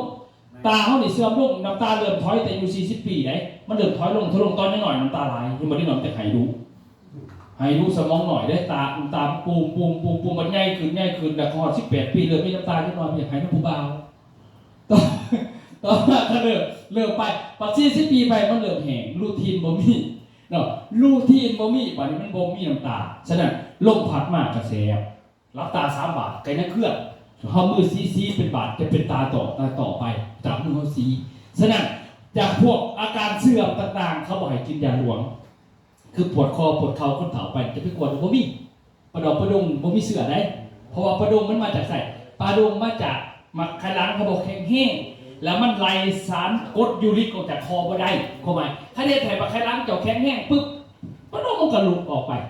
มันบ่มีเสื้อเข้ามาน่ะซะโรคที่บ่มีเสื้อคนหันอายุ38 ปีเป็นบ่ทุกคนเด้อแสบตามัวตามักกะเลิงงับบ่แข็งแห้งจังซี่แต่มักกะเลิงงับอยู่เนาะมักกะเลิงงับผู้ชายมักกะเลิงงับผู้ชายบ่แข็งแห้งบ่สามารถซักยาหมอน่ะแข็งโตบ่มีเด้อไปถามหมอแม่กับเฮาตาบ่เห็นงงหรือตาบอดตาแสบตาคันไปเอาหมอซักยาข่อยตาดีนี่บ่มีเด้อฉะนั้นพวกนี้มันมีแต่ยาสมุนไพรสวยอย่างเดียวมักกะเลิงงับผู้ชายบ่แข็งแรงเขาจะให้ใส่สมุนไพรบางคนก็ไปซื้อเป็นกาแฟซอยได้เป็นซ่าซอยได้แต่บางคนโอ้มันแพงโพดยาเป็นขวดมันก็แพงโพดเป็นล้านพุ่นน่ะเขาอยากให้กินเห็นผลเขาจะมีสูตรยาสมุนไพรสาวหน่อยตกเตียงเคยได้ยินชื่อบ่ไปเมืองคงสิโดนเด้อพ่อใหญ่เด้อเต็มเขาสายบงเหล่าอ่ะ60,000 80,000กีบแล้วน่ะกินไปได้แล้วหั่นน่ะ อีนี้ได้หากแต่ว่ามันกินหลายมันเป็นเหลาเด็กคันบ่ใส่เหลาก็บ่ได้มันต้องไปดึงยาออกจากหากใหม่เนาะคันสั่นมันบ่ได้เดี๋ยวต้องเอาเหลาดึงออกมามันจะเป็นกินมันจะเป็นตับก่อนแล้วมันจะเป็นหมักไขหลังเพราะมันมีฝุ่นเขาก็เลยเฮ็ดแบบนี้ขึ้นมาฉะนั้นสมุนไพรทุกท่านเห็นบอกคันเขาจะไปเรียนสมุนไพรมาเนี่ยตอนอยู่จีนอาจารย์นั่นนี่โอ้ขนาดสำนักจีนพุ่นแหละมีตัวหมูปั่นคนซ่าพวกนี้ในบ้านเขานี่เอาไปจุ่มเส้นเป๊ปซี่5 นาทีเป๊ปซี่ก็เป็นน้ำซื่อๆขนาดนี้เนี่ยเขาไปทดลองคันเขาเอาตัวมีจะกินกระยาคันเขาเอาตัวทานเสาย่ำน้ำไปนอนย่ำหอดไปยาย่ำน้ำไปนอนคือบุงแก็บก็นึกเปลี่ยนดินย่ำหอดมันขึ้นเป็นยาสุดตัวนี้เนี่ยกิโลนึงบดสด3 ล้านบาทส่งไปประเทศไทยเอตามชุด800,000ผู้ใหญ่เอ้ยนี่ราคามันได้ตื่นเลยแสดงว่าเขาพเจ้าก็เลยไปเฮี้ยนหูตัวนี้มาก็เลยว่าเอามาดูแลเจ้าของปั๊บเจ้าของตัวนี้เมื่อกี้นี่นะเป็นผงซื่อล่างตีนแล้วคนเป็นตังทรงไปกวาดเฮ็ดตังทรงขึ้นเอามันนี่นะไปแช่น้ำเอาตีจะแช่น้ำบุญจะแช่หาที่ออกไปเสร็จพื้นวัดตังทรงปกติแปลกขนาดเขาพเจ้าก็เลยเอาแต่คุณผมมาสมุนไพรเขาจะไปสบู่หรอสบู่เป็นไงเอาสบู่บ้างเสียวว่าสมุนไพรมันไม่สบู่บ้างไหนพวกที่เขามาขายเป็นสมุนไพรก็เดิมผมมีเคมีไหนนี่เชื่อฟังเด้อตัวนี้นี่เขาไปจะอยู่กับตัวนี้มากเนาะแล้วก็ตัวนี้มันเขาจะเป็นเจ้าของสินค้าเจ้าของแบรนด์นะท่านบอกเขาไปจะว่าวันมือบริเมื่อยท้าผู้ไปนั่งที่ผู้นั่งข้างเมื่อยเขาไม่จะไม่ได้เมื่อยเขาเช่าเขาไม่กินดิเขาจะไม่กินเขาสอบที่เถื่อนบริคือมูในผลนี้ข้อก็ไม่มีเตะนี่หลังเขาเรียกว่าตัวนี้เนี่ยตัวนี้มันสบู่โซฟน้ำผึ้งตัวนี้นี่มันจะหอมติดมือติดอย่างต่างๆตัวนี้ในนวดหน้านวดตาได้แล้วก็เขาสาผมนี่พวกขั้นนวดต่างๆเนี่ยแก่ได้ตัวนี้เนี่ยหูโคตรกระสับฝาต่างๆเลยรุดเนาะตัวนี้เนี่ยตัวนี้ก็เราพระเอกตัวนี้ตัวนักเอกมันนี่ตัวนี้ตัวนักเอกมันนี่ตัวนี้ตัวนักเอกตัวนี้นวดทาใส่คู่กันฝารุดเด้อตัวนี้เราใส่คู่กันตัวนี้นี่นวดหน้านวดลำคอตัวนี้สามารถสู้โตได้แต่ตัวเคี้ยวไม่ต้องสู้โตก็ได้ตัวนี้เนาะมันเฉพาะหน้ากับลำคอเขาไม่ต้องรู้มากอายุ40 ปีผู้ชายสักเขาชอบนี่นะอยู่ก็มีมากแต่ก่อนจะจอยดำๆเลยตัวนี้ไม่ยิ่งเลยเด้อขายดีเด้ออันนี้ทำความสะอาดจุดมองนั่นเขามีน้องสาวของผู้หญิงบ่เป็นน้องสาวอยู่เหนือเด้อน้องสาวแม่เขาเอง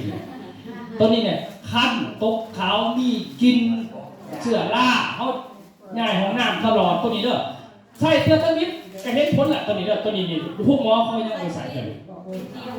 ตัวนี้เด้อตัวนี้อันจะให้แม่เป็นอธิบายเพิ่มเติมในส่วนนี้เนาะฉะนั้นเขาจะยุ่งไปดีมากจากดำๆจอยๆเขาจะมีความสะท้านสมุนไพรก็เลยมาหย่อมาเป็นฉะนั้นผู้ได้มีปัญหาเรื่องเนาะเจ็บหัวขางเดียวเมื่อยง่ายปวดคอปวดต้นปวดโตตาแสบตาคันตาหมอนอนบ่ค่อยรับโบสนิทตังทรงมาขึ้นเลยสินะตัวนี้เด้อหรือว่ากินข้าวบ่แซ่บนอนบ่หลับเลยสินะคิดร้ายเนาะคิดนั่งก็ได้ยกเว้นคิดน้ำผู้บ่าวบ่นำใส่เด้อตัวนั้นโทรหากันก่อนจะกินเอามาวันนี้ถามก็นี่ว่าเฮาเมาค้างบัดนี้เมาค้างมากปวดหัวนึงเจ้าต้มน้ำร้อนเอากินมัน10 นาทีเมาค้างหายหมดมันมียาไล่พิษเนอะมียาไล่พิษออกจากเลือดเด้อเด้อก็เพราะเป็นกินเหล้ามาหลายแล้วเขาอยากมันเป็นตับเป็นนั่นเหมือนนะตัวนี้มันจะคอยขับพิษออกจากตับได้เด้อตัวนี้เด้อแล้วบัดนี้แล้วตัวนี้นี่แสบตามัวตาได้อยู่แล้ว30,000ระบบตานี่กลับขึ้นมาเพราะได้มีปัญหาเรื่องตาตกแห้งตา30,000เริ่มขับตาออกมาแหละน้ำตาเริ่มมาแล้วตัวนี้ซื้อซ้ำตลอดปานได้ที่เขาจะลงไปบอกซื้อซ้ำตลอดโทษน้ำเมเกตตลอดเลยตัวนี้เนาะเอาตัวนี้ราคาเท่าไหร่พยายามถามบอกซะมันเหลวนะเมียเราป่ะเราจัดเดี๋ยวเราป่ะราคามันยังไงราคาเขาขายกันทั่วไปเนาะในห้างค้า200,000 กีบเด้อ200,000 กีบเด้อนี่เศร้าทงโบแพงทองเบี้ยนี่เท่าไหร่เบี้ยนี่เท่าไหร่ตังค์230,000ไหนจักอัน12 อันกินแต่กระทรวงสุขภาพโลกไหนเด้อตัวนี้กินแต่แก่เด้อ200,000แต่ว่าราคาทรง160,000ราคาทรง160,000 กีบราคาทรงเขาห้าแต่มันนี่บ่ขายปานนั้นเบิ่งหนาเฮาคือเอา140,000ซะ140,000 กีบตัวอันซื้อมานี่เด้อเอาซื้อน้ำแม่เกตเพิ่นซื้อครบ10แถมมาอีก2 ถุงแบบนี้ไปปั่นกันให้พิเศษเด้อตัวนี้เด้อให้พิเศษเฮาลงตลาดมื้อนี้ประมาณนี้ก่อน เต็มที่เบิ่งได้ตัวนี้เนาะสบู่นี่คันราคามันนี่รวม150 บาทมันอยู่ที่อันนึง1แสนกีบเด้อต่ออันนึงเด้อแต่สมัครไปตัดเป็น4-5เปลี่ยนเลยเพิ่นเลยตัวนี้บ่ต้องไปรวมมาเดียวแข็งเนาะกันได้เปื่อยหยาบพุ่นมันเปื่อยหยาบเนาะพอออกแบบมามันบ่เป็นอันนั้นคือสบู่ลักสบู่ยังเด้อตัวนั้นมันถึงหนักตัวนี้มันแข็งตัดเอาแบ่งกันใส่แต่ว่ามื้อนี้ให้เท่าไหร่แม่เอาเลยตามเพิ่นเด้อเพิ่นให้80,000ก็ตามนั้นเพิ่นเลยเนาะโอเคประมาณนี้เนาะส่วนสุดท้ายก็สิมอบให้ทั้งพมรเพิ่นชักเพิ่นสรุปต่างๆว่าเพิ่นสิมีจังได๋ต่อกับเฮาเนาะก็โอเคตบมือให้ทั้งพมรนำแม่ให้คนรวมอันนี้ก็เขาขอบใจนำฐานพระธาตุเนาะที่ให้ข้าพเจ้ามีความเห็นอีกเทื่อนึงข้าพเจ้าคือสิจื้อได้ดีเนาะชื่อขมรเกียรติประจิตเนาะสมัยนั้นพวกนี้ย่านบ่จื้อย่านพวกผู้หญิงบ่จื้อย่านลงแหละแต่ก่อนก็เคยมาเฮ็ดทางเฮ็ดหยังเล่าประวัติน้อยนึงเฮ็ดทางเฮ็ดครัวเอาไผเข้าเฮ็ดชลประทานเนาะเฮ็ดน้องป้าให้เพิ่นอีกนี่นี่โครงการจัดสรรบ้านมาแทกดินให้พวกง่ายเฮือนง่ายบ้านง่ายเล่าอย่างนี้ดึงเพียกไปเขาซับเพียกเพราะว่าแบ่งดินบ่มีดินไผอยู่นี่เนาะปัจจุบันนี้ก็เจริญแหละวันนี้ก็เลยเดี๋ยวนี้มานำประธานบริษัทเป็นบริษัทที่ก่อตั้งบริษัทปุ๋ยเนาะปุ๋ยก็มี2ชนิดมีปุ๋ยน้ำและปุ๋ยเม็ดและก็มีคาเฟ่มีสบู่ก็เป็นสบู่หน้าขาวข้าพเจ้าก็มีความดีใจเนาะที่ว่าท่านประธานเพิ่นให้ข้าพเจ้าเป็นตัวแทนของแขงสารวัตรสำหรับปุ๋ยแล้วก็ตัวแทนปุ๋ยน้ำปุ๋ยเม็ดแล้วก็กาแฟแล้วก็สบู่หน้าขาวและผู้ใดสนใจเนาะคือเพิ่นอธิบายคือว่านึงจบไปแล้วเนาะเพิ่นก็อธิบายจบเป็นต้นเป็นการซื้อนี่ซื้อปุ๋ยนี่เนาะ10 สอบเพิ่นให้อีกเติมอีกสอบนึงเนาะผู้ใดซื้อเช้าก็เติมอีกผู้นี้เป็น2 สอบเป็นเช้า2 สอบเนาะอันนั้นแม่นโตเพิ่นเติมบัดนี้ราคาอีกก็เพิ่นก็ให้พิเศษเพิ่นมาเองเพราะว่าเพิ่นเป็นเจ้าของเป็นบริษัทเป็นของเพิ่นเองเพิ่นให้630,000แต่ว่าจดเนาะจดปะเนาะจดบ่แม่นผู้เดียวเอา10 สอบสมมุติว่าบ่มากนี่จดแล้วได้10 สอบเพิ่นตื่นให้บัดนี้บ่แม่นเอาเงินมื้อนี้อีก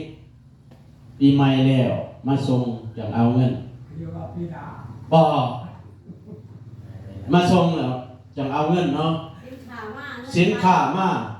จังเอาเงินกับขึ้นไปเนาะอันนี้กาแฟนี่จ่ายมื้อนี้เนาะกาแฟคือจ่ายมื้อนี้ซื้อผู้ละกล่องสมมุติว่าได้10แถมไป2เพราะว่าเพิ่นให้ราคาก็พิเศษแหละเนาะถือว่าข้าพเจ้าอธิบายแนวนี้ก็ถือว่ามาฮอดนี่ก็ขอขอบใจทั้งท่านศรีสุพรรณเพิ่นเนาะทั้งในบ้านเพิ่นที่สละเวลามาร่วมฟังข้อมูลดีๆเรื่องการใส่ปุ๋ยเรื่องการใส่หมักพริกหรือว่าใส่ลื่นเนาะแล้วก็ขอขอบใจนำประธานแล้วก็ทีมงานขอบใจเนาะขอตบมือสมเสยเนาะขอบใจคำเห็นจากทางในบ้านเป็นว่าอันนั้นต่อไปขอคำเห็นจากในบ้านเนาะเป็นปิดการขายเลยขอเชิญเนาะขอตบมือสมเสยเพิ่นนะ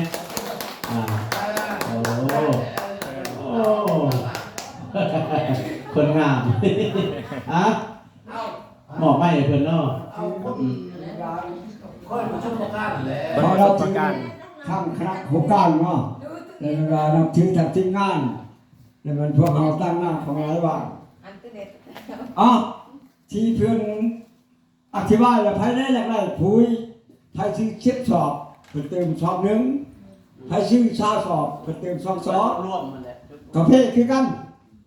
10ถุงมันเพิ่มเติมถุงนึงคันเช้าถุงมันเติม2ถุง2ถุงอย่าอยู่รอบไม่ได้เดือนละเจ้าเอานี่พุกไม่ได้ กินทุ่งนึงจะบ่กูแล้ว ว่าจากชาแล้วมันเท่านั้นนะพอเอาไปนี่มันพวกเอาเป็นพิธีเลยไหน พิธีเลย การอธิบายความเพลินมันละเอียดรอแล้วทำพวกเขาเป็นพิธีเลยเอาตบมือสอบเชยเลย เอาเลยสอบถามก็ได้ในยาเด้อวันนี้เด้อแล้วก็ผู้เมื่อนะครับจังสีมีปุ๋ยแถมให้โอเคจันกับขอบใจเด้อที่มาประชุมกันในมื้อนี้เนาะฉะนั้นเดี๋ยวแนะนำของบริษัทก็คือข้าพเจ้าขอกล่าวคำว่าสบายดีเอาได้ยังถามได้บอกโอเคเป็นภาษาส่วน เอาครับพี่แล้วก็มี